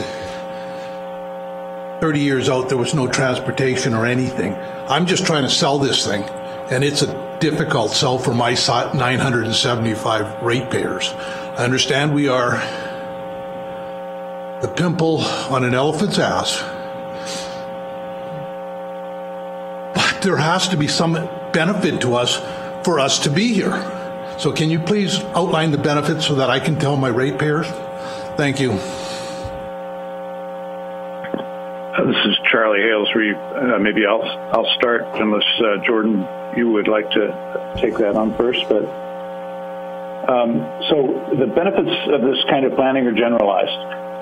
That is, the decisions you make as a council about particular areas and particular ratepayers and particular investments, they're local.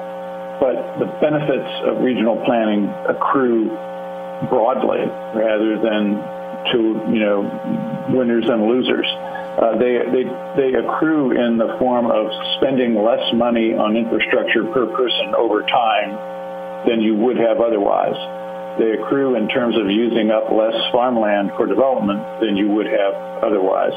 And they accrue in terms of improving the economic viability of commercial lands versus, sort of a war of all against all. Those are very general benefits. They take time to accrue, but we were able to forecast them. And again, we can give you more detail in terms of the estimated dollar value of the avoided costs. And that's really, again, this is delayed gratification, if you will, that the benefits of regional planning are avoided costs for our children and grandchildren. The board, the council was talking earlier about septic systems and sewers. I had the dubious honor of inheriting the largest unsewered cesspool-served semi-urban area in the United States when I came onto the Portland City Council. We had 65,000 houses built in a formerly rural area on failing septic tanks. If we had planned ahead and developed that area more efficiently, we wouldn't have spent $1 billion to retrofit that formerly rural area with sewers. Who ultimately paid for all that? Everyone. Who would have benefited if we had done it better? Everyone. But it takes a long time, and it's very broad in its positive impact. That may not be a good elevator speech, if you will, for a constituent. I understand that people are often concerned more about the short run. But the honest truth is the benefits to this are long run and broadly shared.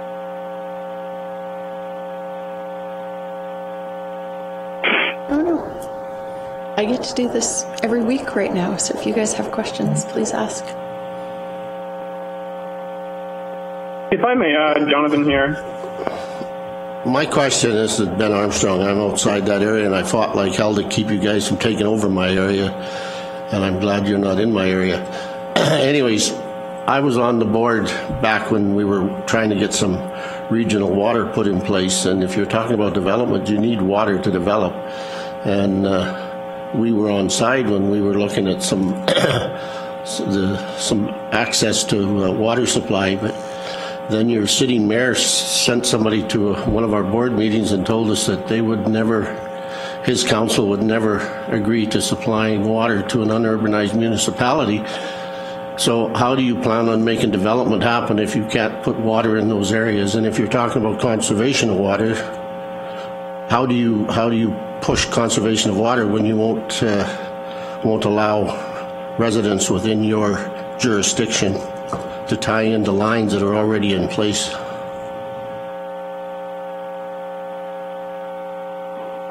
So maybe I can jump in on that one. I think, you raise a really good point there, and I think, when we speak to the benefits of the plan, one of the things the servicing plan does is it requires those who have services to, at the very least, come to the table and have discussions. You can lead a horse to water, and I realize that we can't force them to provide water, but it does obligate them to come to the table and have that discussion. So that is probably one of the benefits that Wheatland would see, is that those who have, in this case, water or any other service, at least have to come to the table, to provide servicing to preferred growth areas. But I think that it wouldn't be a stretch to,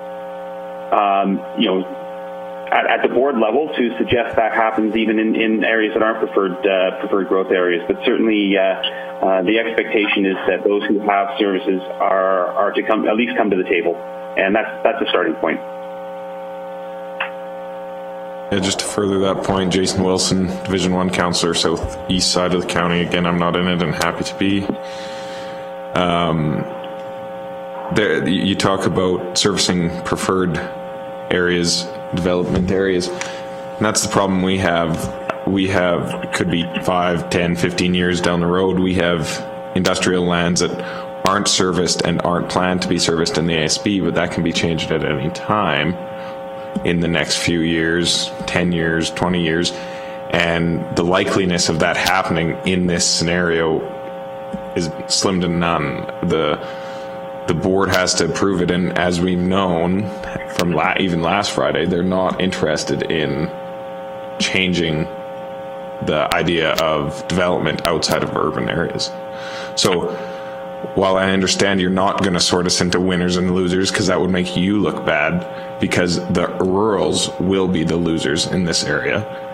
So I don't see any benefit of this plan at all. And that's what we're going to be telling our ratepayers. It's not going to be the long answer, hope down the road when your grandkids don't have to pay as much. It's going to be, we're going to have to pay for services going into somebody else's municipality while we're getting no benefits for it.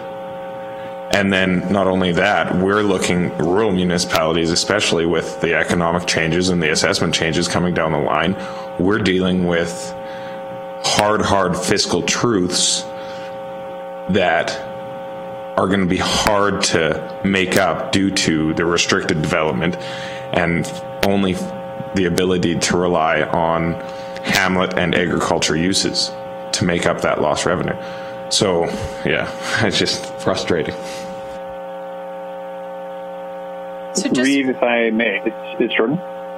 Sure. Go ahead, Jordan. Thank you very much. So the plan does provide the paths for employment areas outside of preferred growth areas, and I think Jonathan already spoke to it today. The Springbank Airport lands were added to the plan in terms of that.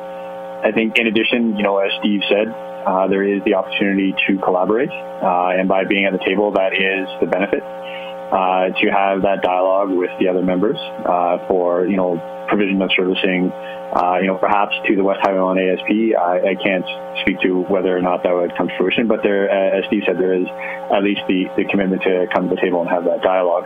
The point is that it would come to fruition if we were out of it, because we have control of our own water and we have the funds to do it. But now there's a loophole and red tape to get that pipes in the ground and make Wheatland County more easier for development to come into.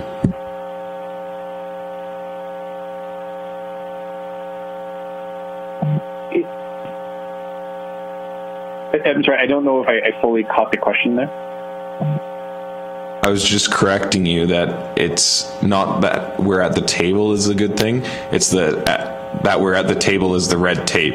If we weren't at the table, we could put those pipes in the ground without any problems coming from the city of Calgary or the region, and we can make our municipality more viable and more competitive to development.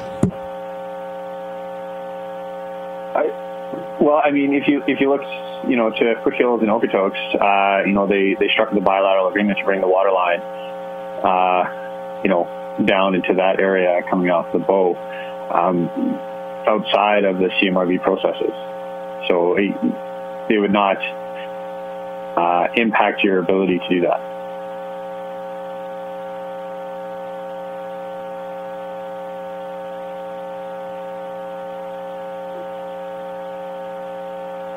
Any other questions regarding the draft plan that's been presented?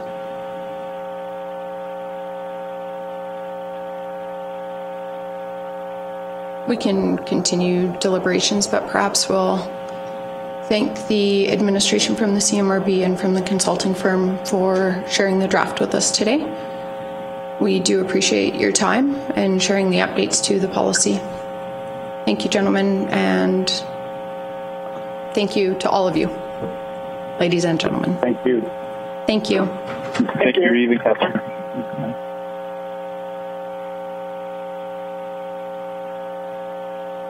I had some comments that I made at the second last CMRB board meeting that I did want to just share with council, just so that, because I haven't had an opportunity to bring council up to date with some concerns that I have around the software that the plan has been built on. Do you need a break before that, or do you want me to? Okay. I'm just going to share exactly what I shared in the board meeting, just because I had prepared it for there, and just so that our council is fully aware. So this came after being provided with an appendix in the third week of April. The board didn't have time to address that until a week ago Friday. And so I shared this when we finally got to that agenda item. It's regrettable that we were only recently provided information about the platform that the CMRB growth plan is built on, 3.5 months after our original due date and just over a month to our final due date. I was under the impression the software utilized by the consulting firm was proprietary, and that was why we were not being provided this information, despite repeated requests by board members and the public during engagement for the context to the metrics provided. However, it appears that although Envision Tomorrow is built upon 2 proprietary systems, it is actually open source. I have several concerns, many of which have been identified in planning research and reflection, and may cast doubt on the effectiveness of Envision Tomorrow. And Envision Tomorrow is the software platform that was utilized. These concerns include being open source means the underlying calculations and formulas of Envision Tomorrow can be recorded and are modifiable. I understand that modeling growth requires both quantitative and qualitative inputs. However, the overall process has essentially been modeled through Envision Tomorrow, using an urbanist's perspective, directing uses of growth into urban and ex-urban areas. For example, the notion that employment centres are inherently urban.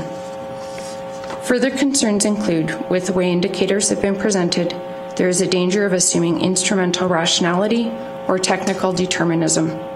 It's too easy to assume that this has been an objective application of a definitive mechanism or rational science. This process is subject to analytic pitfalls. Compounding these concerns is timing, with this information coming to the board almost 4 months after our original due date for our plans and at the very end of the plan development process. This could have been iterative, and contextual information could have been integrated into engagement with our residents and business community, allowing for meaningful consideration of engagement input by the board. I may have missed it, but I still do not see information regarding assumptions or exactly how indicators were derived. I've been asking for this since the beginning of this process with no answers. Additionally, indicators have been selectively presented without caveats, and only a handful of indicators have been unveiled and included in public engagement. It's critical we balance focus on environmental indicators with fiscal and economic indicators. And with every decision we make, there are trade-offs, as acknowledged in our values. While environmental considerations are critical, so too is our fiscal sustainability. And perhaps even more importantly is how do the theoretical assumptions that we are making play out in the reality of our cities, towns, and counties? What will be the consequences on our tax rates? Reviewing the current situation in Metro Portland is not encouraging, with some of the highest tax rates in the US after decades of regionalization. Not only do I continue to fundamentally disagree with the premise the growth plan policy is predicated on, now I also question the process in developing possible outcomes. Has anyone else analyzed the strengths and limitations of this software, or even questioned it? So I presented this at the end of the TMR board meeting a week ago Friday. That was right at the end of the meeting. We did revisit the appendix that had some of the modeling information in it at the next board meeting. I did put a motion on the floor requesting that the assumptions that the plan was built on, as well as other indicators that were calculated during the modeling process, be shared with the board. I indicated that I'm data-driven, that I like to make evidence-based decisions. They asked more specifically what information I wanted, and I said all of it. Scott Freganese from Freganese and Associates, who I believe owns or developed Envision Tomorrow policy, was there. He did indicate that the modeling process can generate more than 80 indicators. And so if you go to our package, and if you go to page 81, you'll see the 5 indicators that were included in our public engagement and that have been sort of the backbone, I would say, of the plan and the rationale for developing it. So you'll see there's water consumption, there's carbon reduction, reduction in vehicle kilometers traveled, reduction in land consumption, and there is one financial indicator around a reduction in the amount and cost of new infrastructure. My issue with this is that we weren't provided any of the assumptions that they used to draw these conclusions that we were basing this entire plan on. The plan is based on the premise that employment areas are inherently urban or need to be located within those joint planning areas. Our experience as a rural municipality and of many other rural municipalities in Alberta, I believe, would support the position that employment areas can be efficiently and responsibly placed outside of those areas. And this plan does not allow for that. It was shocking on Friday that work that had been done, and GM Boscariel may be able to speak to this better, but work that had taken place over months of discussion through TAG, and there had been consensus around that the plan had a gap in policy not allowing for these small or local employment areas. There had been concessions made by both urbans and rurals to arrive at a lot size of 20 acres with a 2-meter setback from an urban neighbor. That had, I believe, been agreed to for the most part in TAG, and that was not supported by the board on Friday.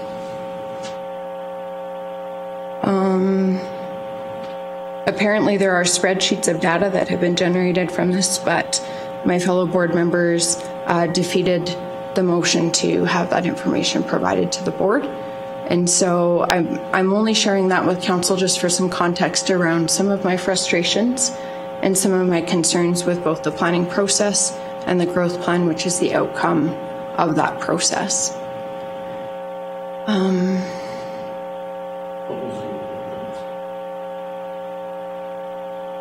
The rest of the board denied your request for more information.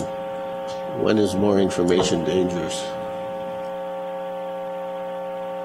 It's a great question. When the plan is getting close to being submitted, so it was taken, from my opinion, it was taken as a way to defer the march going forward to get it to the province. But I had been very clear that it wouldn't impact the plan, so I had waited until we had approved the appendix that included the modeling information that had been presented to the board. I indicated that I did not want to interfere with the finalization of the board. There was some discussion around would this be in scope. I can't believe, it's unfathomable to me that it wouldn't be in scope to provide the work that they did to the board as part of the modeling process. It would be collating spreadsheets and sharing them with us. Would there be some context around that that might need to be explained? Absolutely, like I recognize that.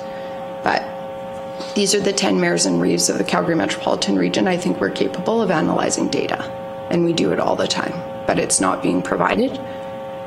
And from my perspective, the metrics that we are examining are not necessarily complete. We haven't looked at the long-term projections on many different impacts. Like I said, the developer of the software, I don't know if developer is the right term, indicated that there are more than 80 indicators that are generated. Now, it's likely not reasonable to consider necessarily all 80, but we weren't even provided with what all those indicators were to determine which should be prioritized. And there may be differences in opinion on what should be prioritized. The consultant indicated that they had honed in on indicators that were specific to our region and that our constituents were interested in. So, without having options around that provided, that's challenging to me. I believe this should be brought forward to Rick McIver when we have our discussion with him, because this is just, we know from the outset, I've known for 2 years now that this is not going to be good for the rurals. They want everything in Calgary. They have, the voting system is set up for everything in Calgary. We being there is at the table, even if it's against our will, is in fact, so implicitly giving our support to that. So as soon as the report is out, I will be bringing a field forward that we will not spend another dime on this farce, because that's what this is. So I appreciate the work you've done, and the concerns you're bringing forward are 100% legitimate. And there's got to be a reason why they're not being heard. I think we know what the reason is that's not being heard, because it will detract, it'll take business away from the city to us. So I appreciate your work, but this has been from the get-go. We've known what the outcome of this is going to be, and we should not have been surprised. I understand you worked really, really hard thinking that you could use logic to sway this, but this has nothing to do with logic. This is a political move, and that's all it is. Yeah, and so just with respect to your comment about bringing this forward to the minister, I agree that that's important. And as I've been working with administration, as Deputy Reeve Clausen and I have been preparing for meetings, we've had conversations around that. We do have a meeting scheduled with Minister McIver. We've already actually started preparing a briefing package for the minister, outlining our concerns, reiterating some of what I've shared here. And I have studies, and, you know, I didn't come up with this stuff on my own. There's like research and yeah, there's rationale to back our concerns and our perspectives that we will absolutely share. So we will do that.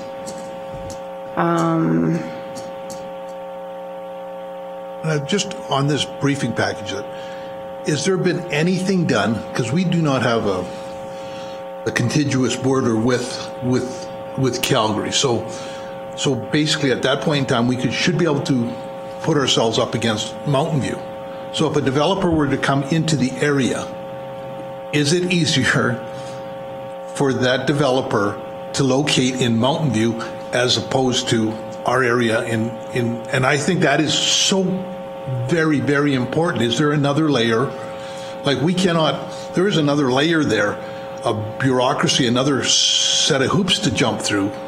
So why would an industry want to come into our area when they can go to Mountain View and do what they want to do without getting the city of Calgary involved? I mean, like, it is so inherently wrong that I just get frustrated. Yeah, and I think we did share that position with the minister when we met with him in March, and I think we reiterate that. There is the precedent that was set in the Edmonton Metropolitan region when they, I believe it was October of 2017. So they had a larger metropolitan region, and then they reduced the number of members on the board to only the rural municipalities that had contiguous borders with Edmonton and the larger urban municipalities within those. So I think we'll work together as a council to prepare a package and a compelling argument for the minister and look at that. There's certainly precedent for it, and I think that there could be rationale for it. So I think we continue down that path. I wouldn't mind some direction from council. Of course, when I sit at the CMRB, I have a responsibility to consider what is best for the region. That's the hat that I wear when I'm there. But I am also there to represent the concerns of our municipality and our place in the region. And I do believe, and I think our council has committed to regional planning. We have multiple sub-regional plans that are in place, IDPs and ICFs, everything from emergency services through mutual aid agreements, a water corporation that serves sub-regionally. We have multiple examples of where we work together well with our neighbors. Our Wheatland Regional Partnership is a great example, and we're committed to that. And there is regional planning, there is a place for that, and it is important. I don't necessarily obviously agree with the way that this one has been structured in terms of, you know, voting structure and autonomy, or loss of autonomy for the municipalities within the region. But I would like some direction from council, because it is anticipated that perhaps next Friday we will be voting on the draft plan. Unfortunately, our council won't even be looking at the final plan, because I believe there are still outstanding policy areas to be addressed. We're now, you know, several months past when our original due date was. As was shared this morning, we still don't have a servicing plan. I just reviewed the regulation. I'm not even certain that the servicing plan that we're considering submitting meets the regulation. And so I am looking to this council for some direction for when we are looking at the growth plan approval. I think it's important to note too, the consultant several times have basically said, and even in the presentation today, was what we were doing before wasn't all that bad. And that's really important to know. And this is, when you look at red tape reduction, when you look at how we, you know, the hurdles that we have to jump through to get anything here in the first place, we weren't doing a bad thing. It was working. You know, sometimes this boils down to a conflict between two municipalities that started this. And there was several things in the MGA that allowed the appeal process to already be recommended and how to deal with that. So this is just basically when I heard municipalities talking about significance of employment areas close to their boundaries, and this is at the last board meeting, I'm listening to it, and they're talking 5 kilometers away, and they want to say that you can't do anything 5 kilometers away. I said, if you want it, annex it. If you want that control, own it. Otherwise, why are we talking about this? It makes no sense. It's just another control over, you know, it's hard to do. Like, it's unbelievable. I don't see how it can be any benefit to us at all.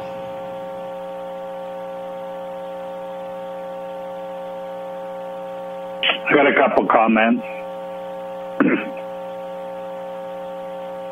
Yep, please go ahead, Councillor Kester.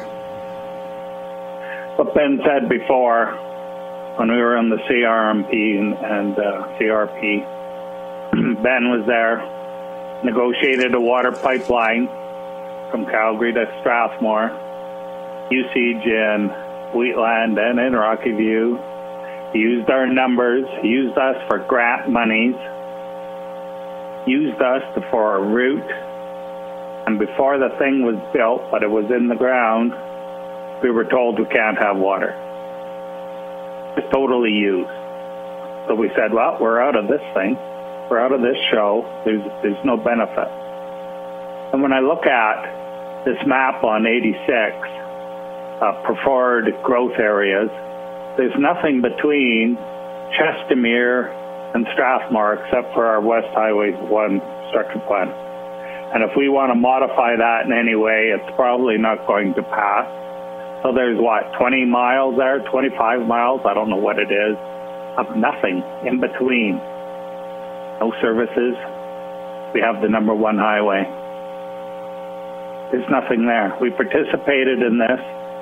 We're pretty well shut out. We can't even have control of our own area structure plan anymore.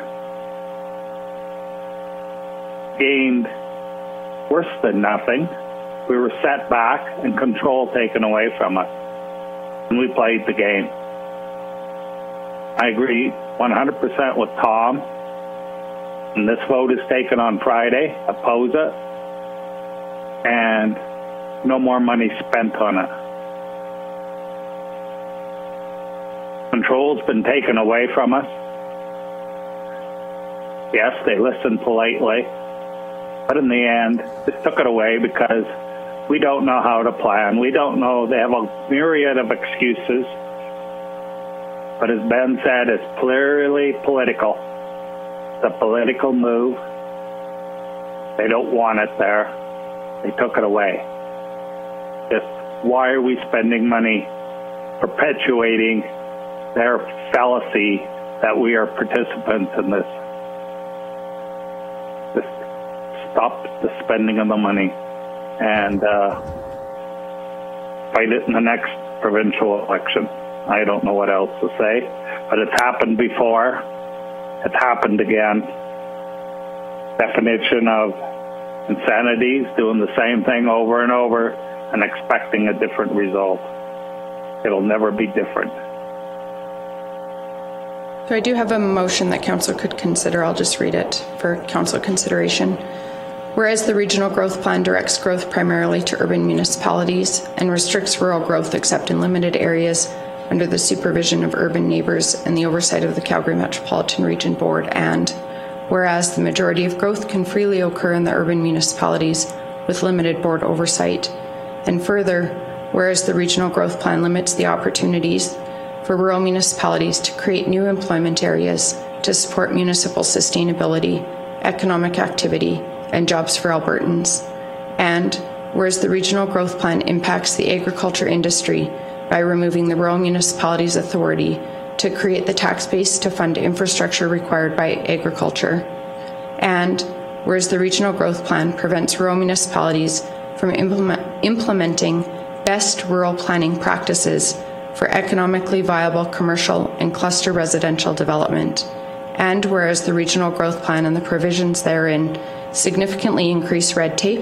and expenses for municipalities, which is contrary to the provincial government's red tape reduction mandate, and whereas the Regional Growth Plan fails to speak to the need to restrict expansion of urban boundaries, and whereas the Regional Growth Plan fails to respect the consensus-based approach and mandate to sustain economic growth outlined in the Calgary Metropolitan Region Board regulation, and whereas the servicing plan is incomplete in that it fails to deliver a comprehensive servicing strategy for the region and does not address the logical extension of servicing for future growth, and whereas the effective date for approved plans to come into alignment with the growth plan will jeopardize plans adopted under the interim growth plan, and whereas Wheatland County Council has not reviewed all preliminary data sets used by the growth plan consultant, including assumptions made, indicators, and various models used to create the plan, therefore eliminating the confidence that the growth plan is in the best interests of Wheatland County residents,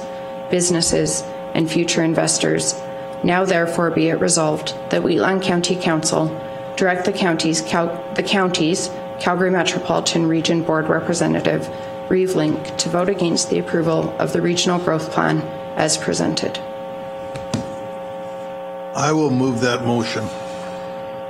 Councillor Eichert has moved. Questions or discussion?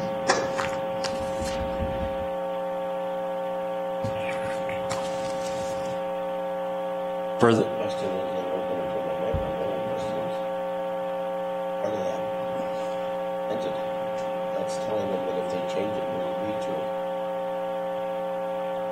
I would like to call for a recorded vote, just so that we could show them that it was hopefully unanimous.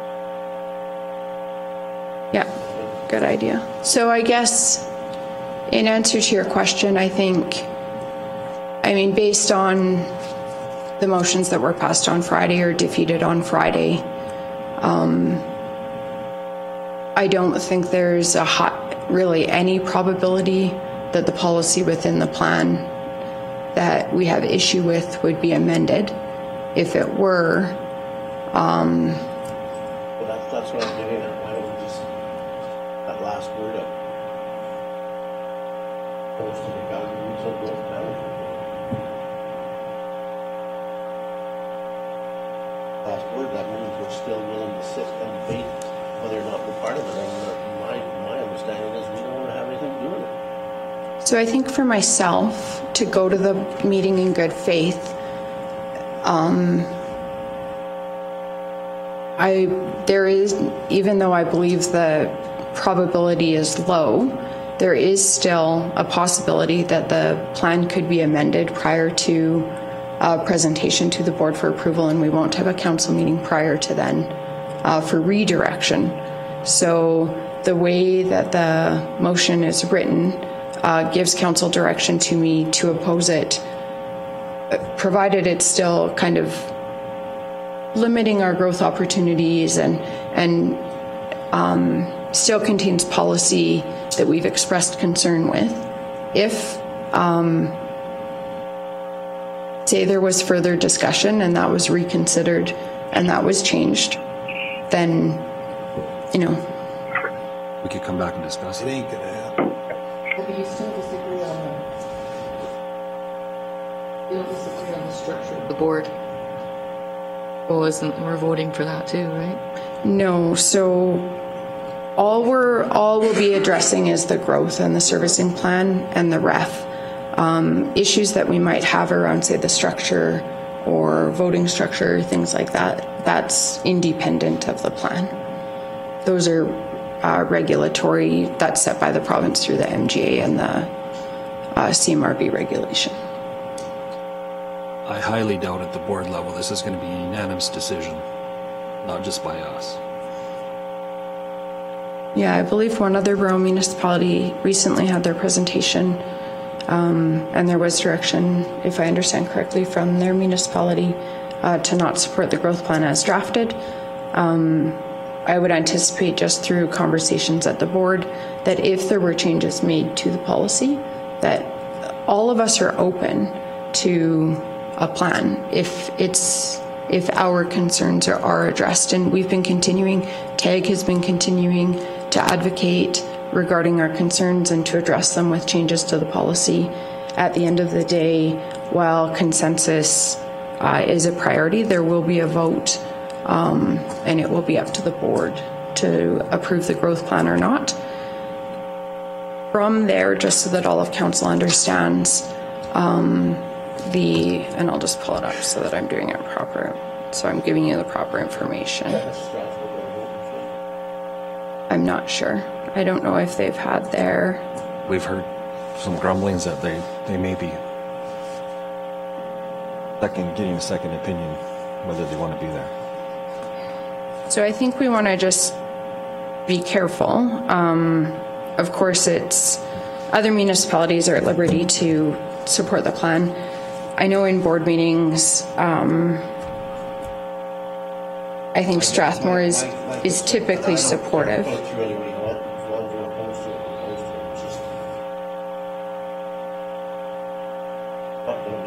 Oh, if you can turn your microphone on, please. They're not going to make anything good enough to just say, oh, we really disagree. But that's fine.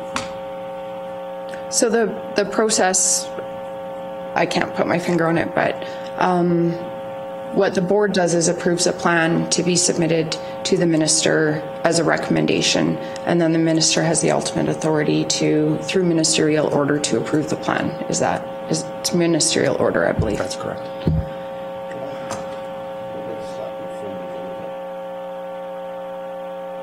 So I think the motion captures, of course, I'm well aware of council's concerns around some of the policy, and ultimately it's not even council's concerns. Ultimately, what I'm trying to represent at the board is the potential impact to this area and to the region, and that is really where my concerns ultimately lie, is that particularly when we're in a time of, and I know Councillor Wilson just referenced this recently, we're in a recession that hasn't been seen since the 1930s.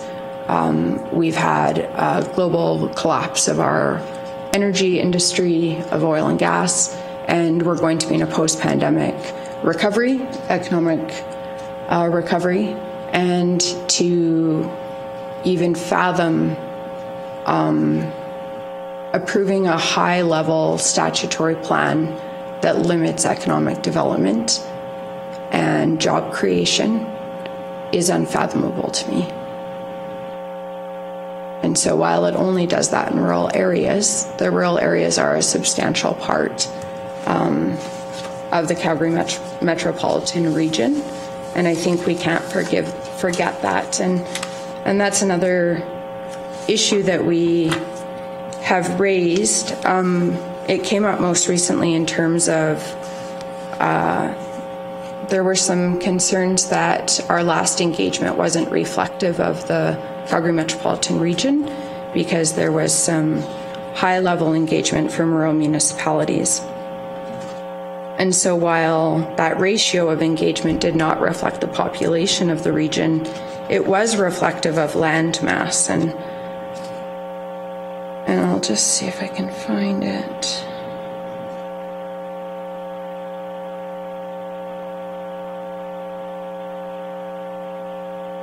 So in terms of land mass, rural municipalities actually have 91.8% of the land mass in the Calgary Metropolitan region.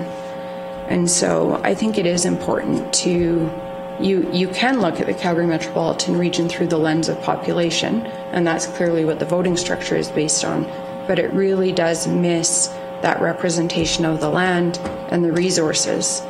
And to limit economic growth in 91.8% of the region is concerning. And that's reflective in that one chart as well that showed the number of acres of preferred growth.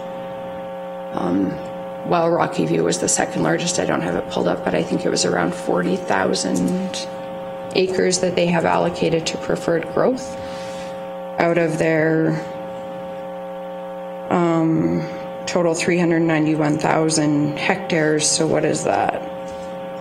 Over 1 million acres. So. Councillor Eichert moved the motion. Any further discussion? Recorded vote. We'll do a recorded vote.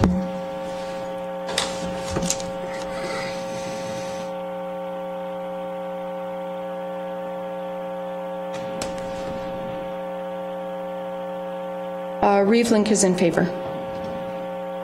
Deputy Reeve Clausen? In favor. Councillor Wilson? In favor. Councillor Bigger? In favor.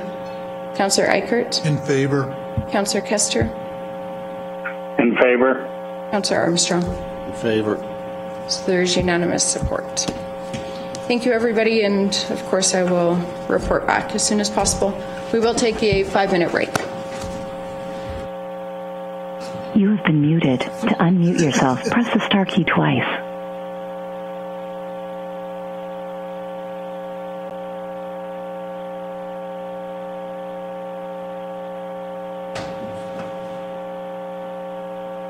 Call recording and transcription are turned off.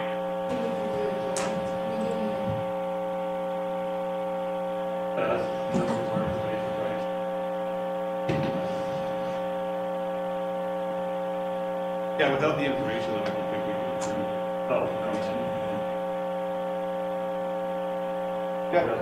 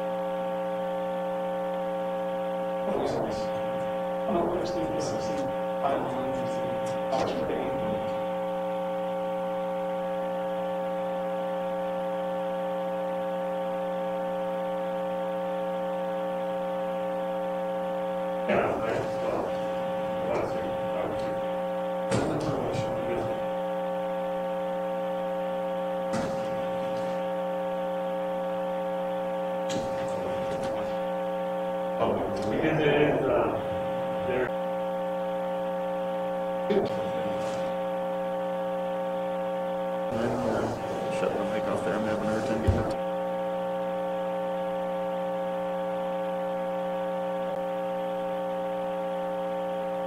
Okay, we'll call the meeting back to order. Councillor Kester, are you with us? This call is being recorded. Off. Oh, I think I heard off. This call is being transcribed. Okay. Councillor Kester, are you with us? Yes, I am. Perfect, thank you. We will call the meeting back to order. We're going to move to 2.45. Strathmore K-9 School and Regional Recreation Facility Joint Use Agreement Addendums. Good morning.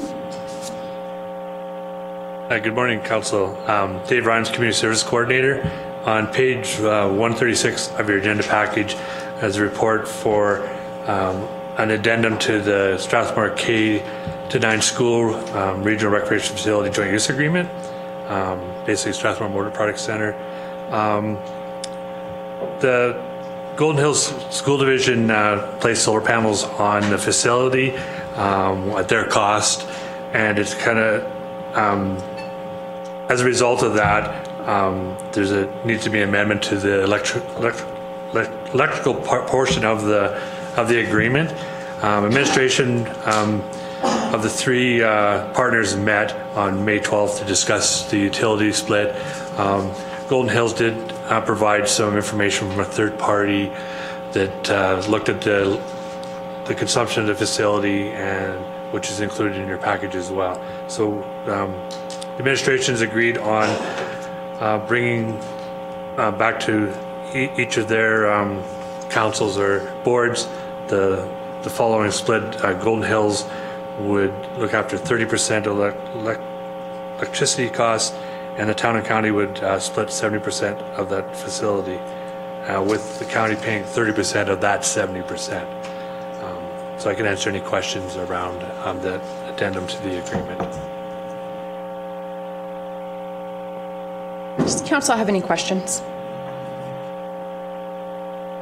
I have a question. So is this the utilities for the whole building or for just the rec facility? It is for the whole facility. It's only on 1 meter, and then the solar panels go back into the usage for the whole facility. But this split is based on the area and the size of the different kind of uses of the school. So it was a little different than what originally proposed at the original agreement, because it wasn't determined whether or not it was just going to be a school, and there's a lot of common areas and stuff that ended up with the way the facility ended up, I guess, is the best way to describe that. But it is based on the size and usage and that type of thing of the facility for each of the partners. And the addendum allocates a more generous amount of electrical use to Golden Hills than the report indicated, like by about 3 times or something. That is correct. Yes. And they were amenable to that? Yes, they were. I think the report estimated their usage. I think they were quite fair on the Yeah, they were more than fair. I think they had 7 meters, so it was quite a detailed analysis of use. Essentially they estimated 5 to 10% of the usage would be allocated to Golden Hills, and they're assuming 30% of the cost. We are not responsible for any of the upkeep of these solar panels? That is correct. Well, when you say that doesn't revert back to the sharing agreement we have for utilities and costs in that building. Wouldn't that fall back to that once it's in place? No, the addendum's included. If you look on page 137. Cost share percentage. I think it was, if you look on 141, was the addendum that authorized the solar panels. Yeah. And it says all costs for maintenance, replacement are sole responsibility of the school division. So it was explicitly stated in the addendum.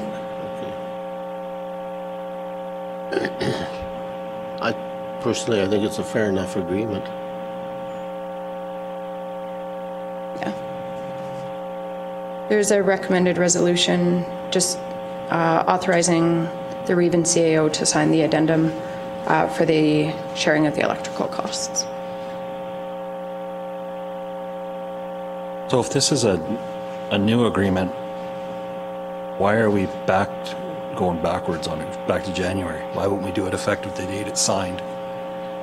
Because this is something that's been worked on for a while. I don't see the need to be retroactive on that. Someone can enlighten me. It's not a labor contract, it's nothing like that. It's a new agreement. So based on somebody had changed something, So it should be current date. My opinion. Administration might be able to speak to it better. I would assume because we pay on a yearly basis our portion. Yes, our portion is paid on a yearly basis.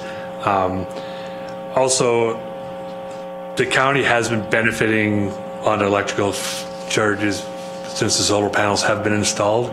So going back for the last probably year, so going back that couple months is, I understand what you're saying, but the county has benefited from the solar panels for probably a year, and we've probably paid less than our share for that time as well. I think you have to look at the agreement in the context, like in its entirety. Understood. So how long has this agreement been in negotiations? No? Like how long has it been presented and been negotiated on? Has it been a couple months? Has it been a year? Be a couple months. Okay. So that was brought forward by whoever changed, so, okay.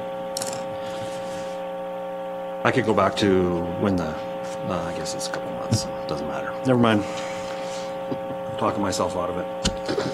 I'll move that council authorize the Reeve and the CEO to sign the Addendum B joint use agreement, electricity for the electrical costs of the recreational portion of the regional recreation facility. Any discussion or questions? Is any councillor opposed?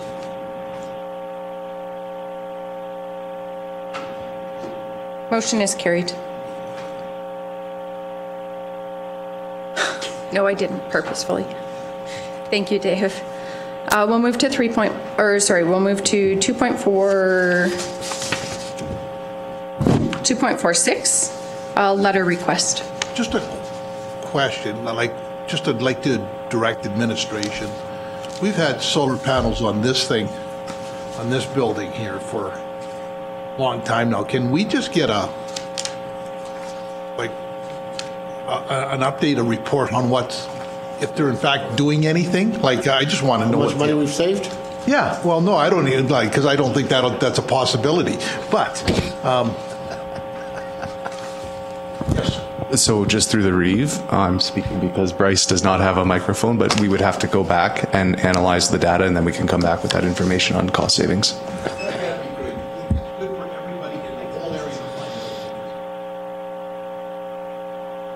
I could be thoroughly surprised at how much money we've saved on this. So.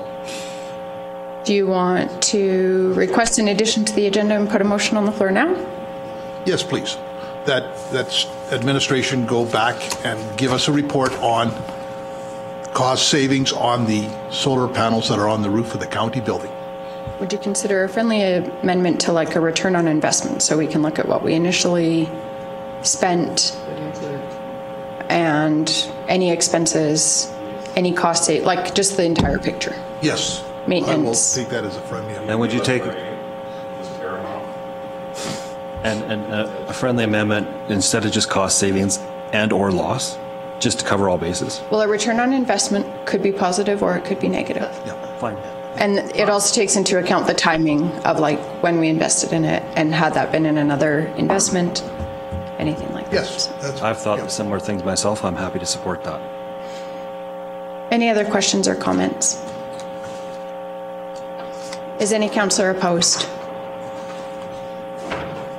Yes. You're opposed? Yes, I am. It's a waste of staff time.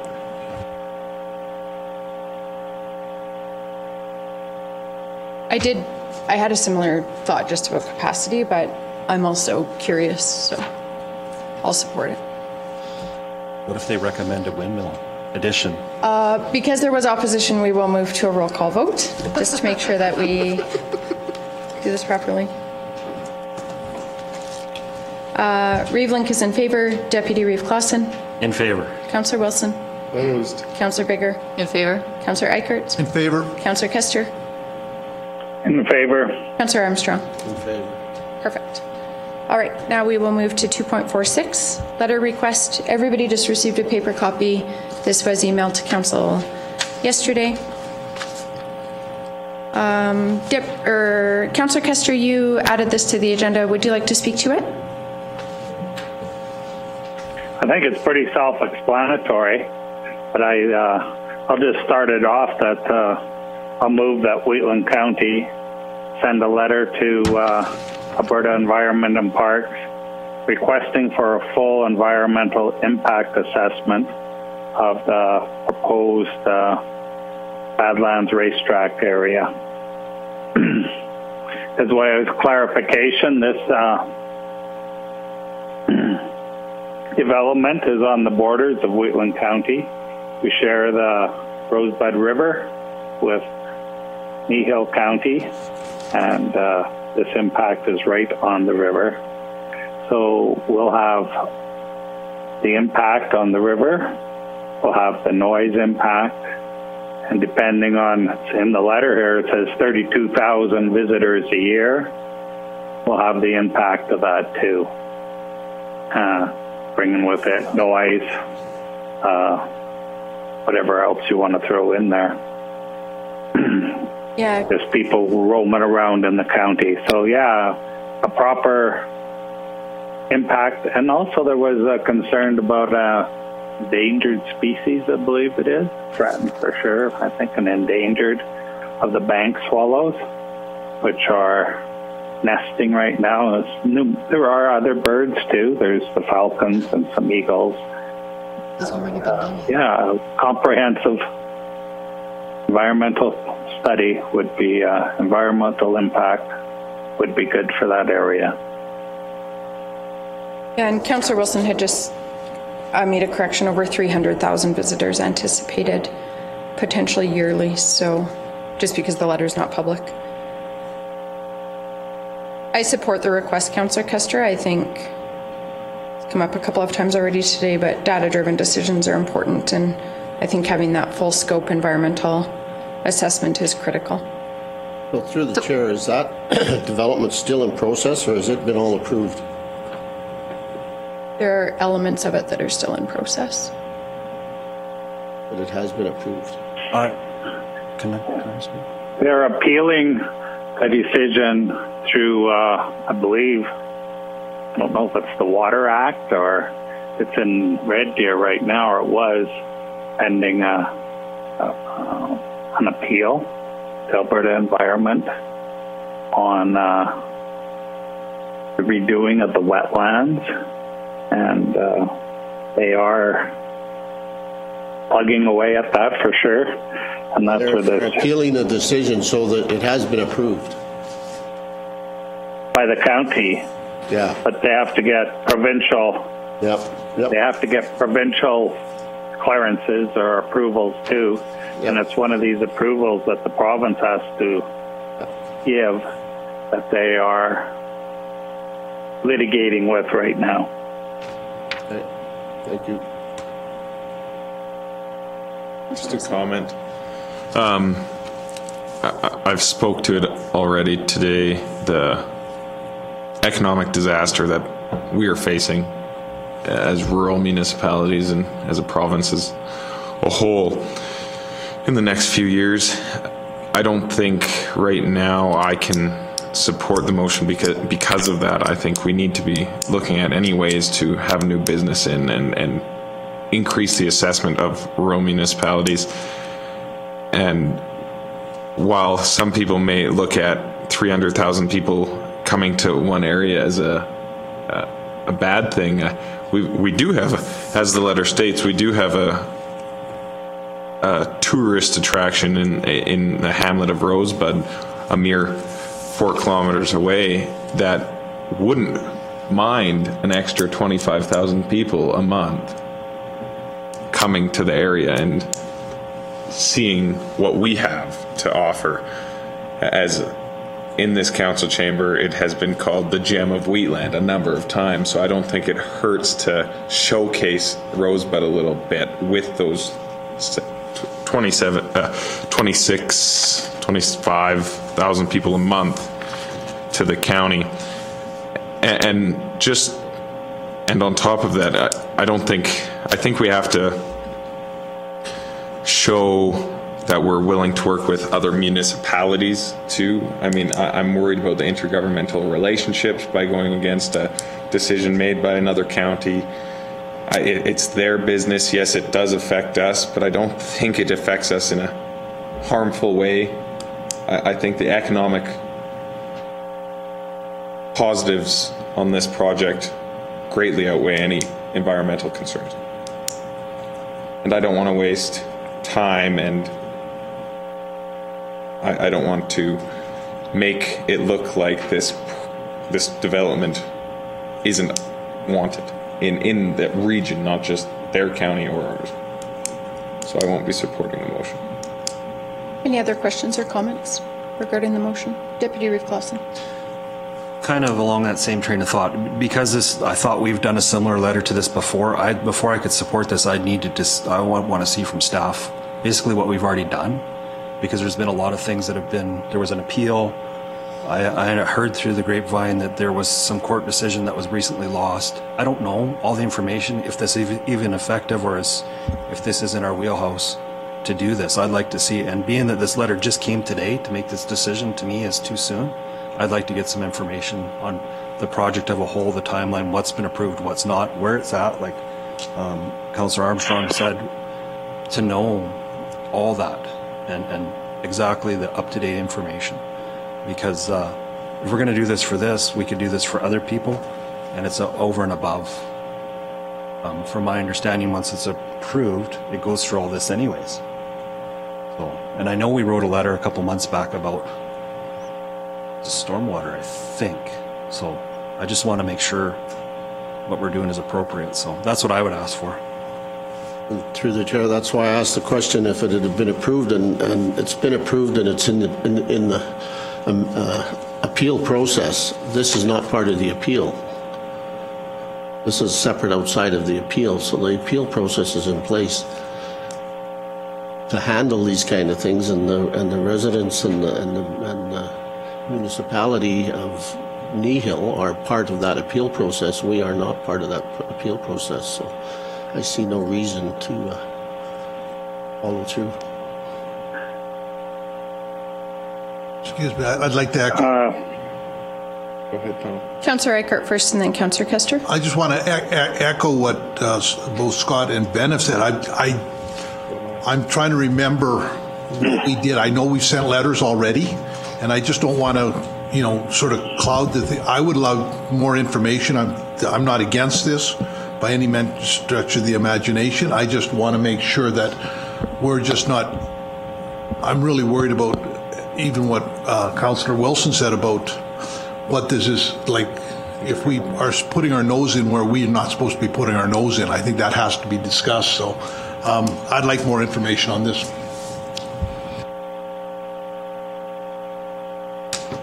Councillor Kester. Well, I don't know where to start off. The area around this racetrack, most of the residents live in Wheatland County.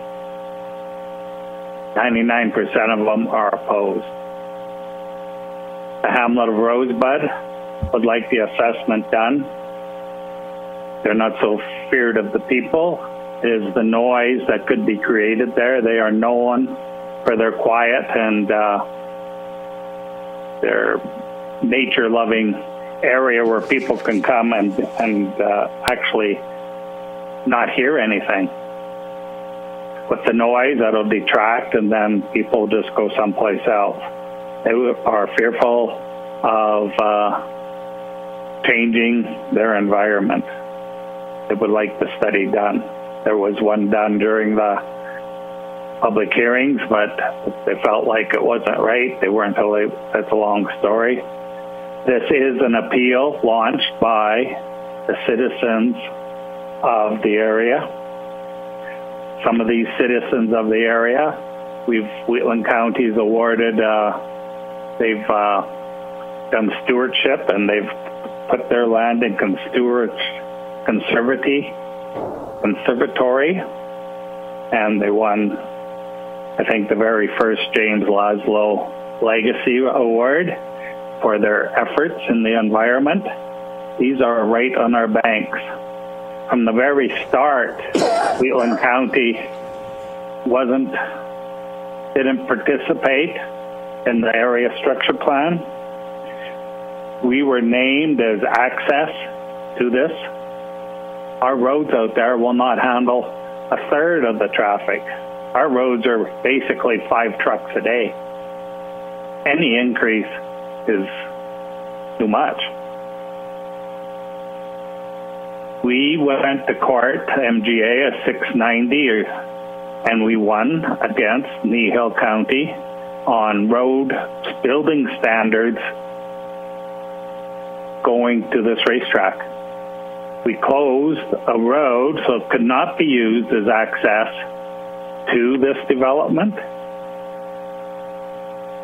Are we prepared to accommodate this many people without an environmental assessment? It's nothing different than we wouldn't ask anybody developing in our area. I know it's a lot of people, and I know it's development. They're not against the development per se. They just don't like it in the River Valley. The noise concerns, the environmental concerns. This is environmentally sensitive area. Everything, there's a huge tracts of land down there, land is put in to conservatory. So all we are asking for is that the Alberta Environment and Parks perform a provincial environmental impact assessment. That's what we're asking for. That's for the future of, did they do it right? There are species at risk. There's everything down there. Has it all been taken into account? Has it all been into one document? Yes, we've written letters down there before, but it's always been a kind of a piecemeal thing. Oh, this, oh, that. This would be a comprehensive study done by the province.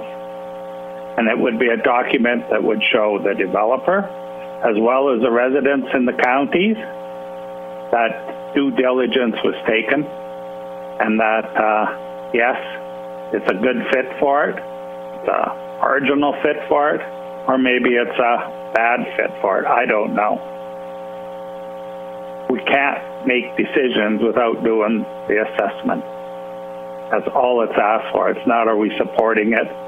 Doesn't mean we can support all we want, but we still ask for an environmental impact.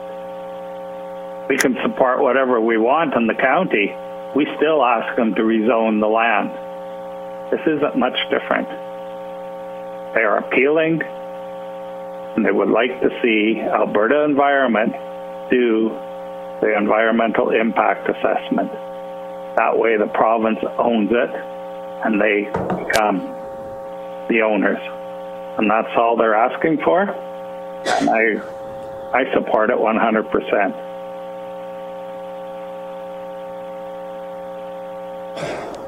Councillor Baker. Would this impact assessment go to the appeal board? That's who they're appealing to, is I believe Alberta Environment and Parks. So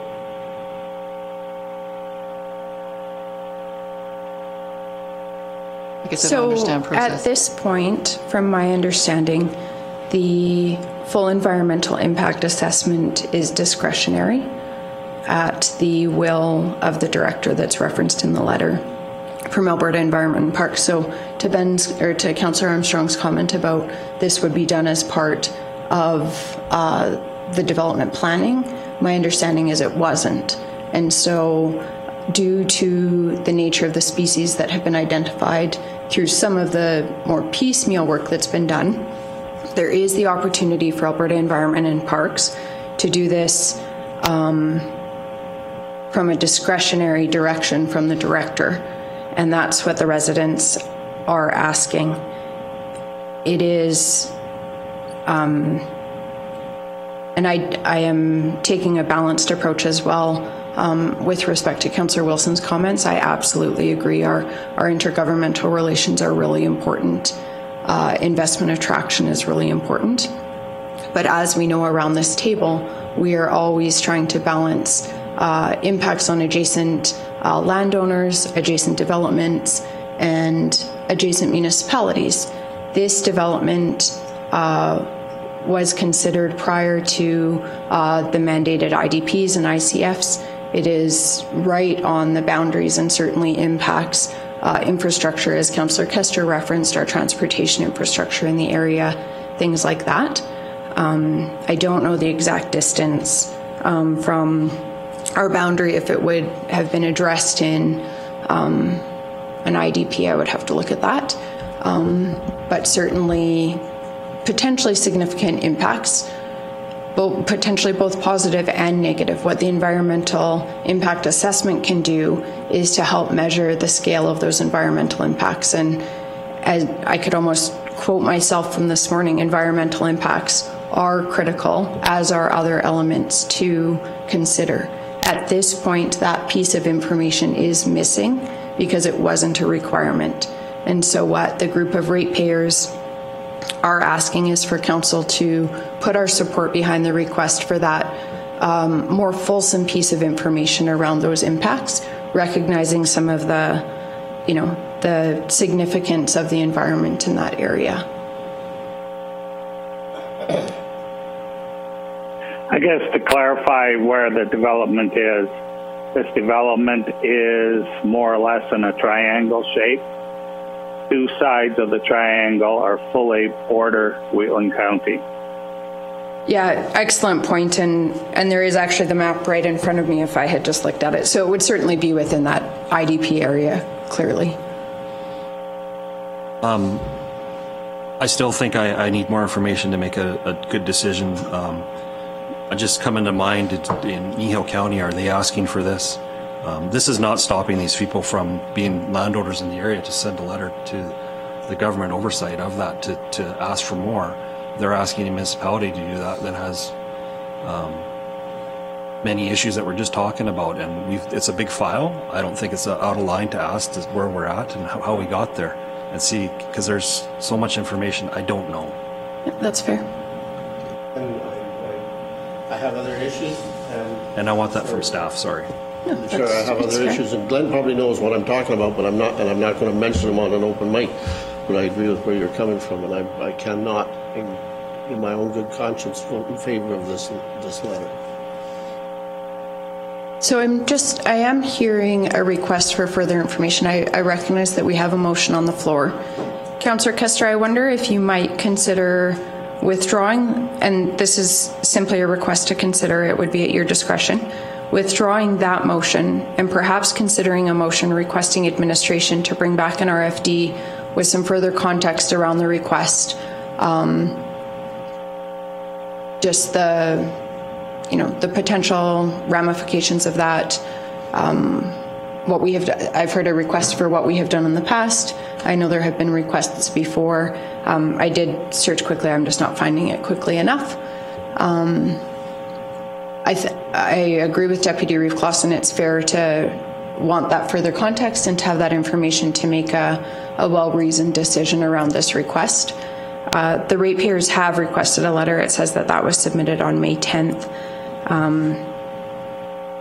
I'm not sure if administration would have capacity to bring that forward to our first council meeting in June. I just recognize that there is an element of timeliness to this request.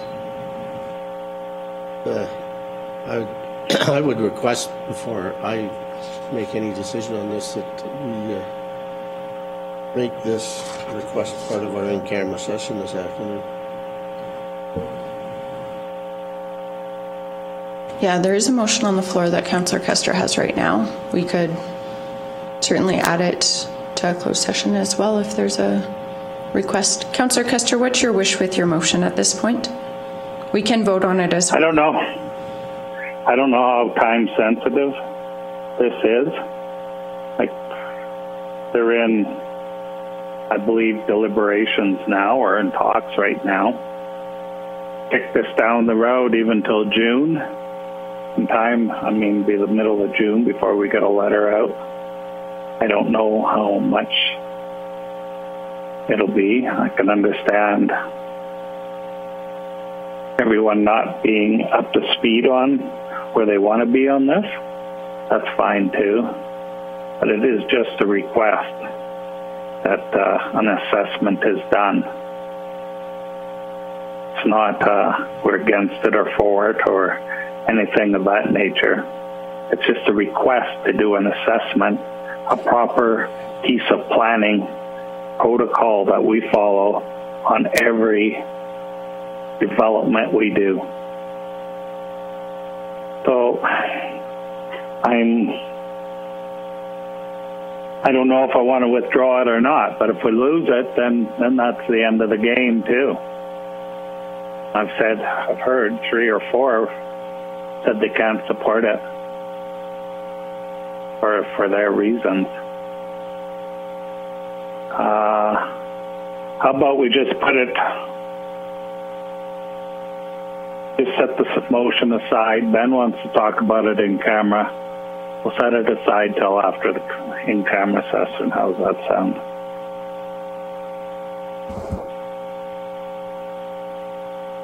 So you're withdrawing your current motion, Councillor Kester? Just set it aside until we can bring it back after our in-camera session.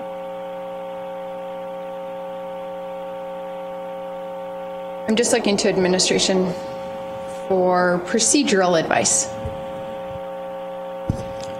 My recommendation is to withdraw it and have in-camera session and gather new information and then make a new motion. Okay, on the advice of staff, then I'll withdraw my motion. Okay, thank you. Perhaps just a motion for right now to accept a letter as information, and then we can revisit with a second motion. That doesn't preclude us from a second motion regarding the correspondence at the end of our meeting. And we could revisit this in close. We can add it to our closed session. Okay.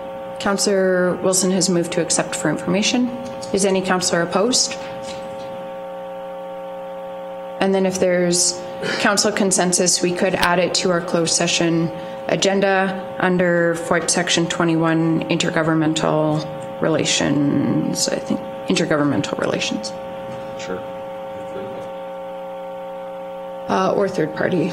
I think likely intergovernmental for us because we're not dealing directly with the third party. Because it's more a adjacent municipal issue. Is there consent? I don't know that we need a motion. Tracy, would we need a motion to add it to closed session, or if there's general council consensus?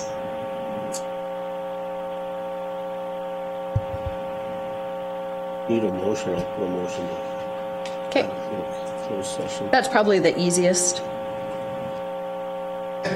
Okay. Is any councillor opposed?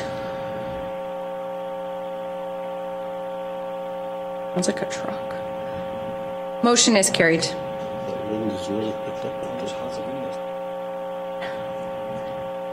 Okay. We're going to move to 2.47, Bow River Boat Launch. Councillor Bigger. Oh, you guys want to eat? You're so needy. You want breaks and you want to eat. You need to use the washroom. Yes, we will recess the meeting until 12:45. You have been muted. To unmute yourself, press the star key twice.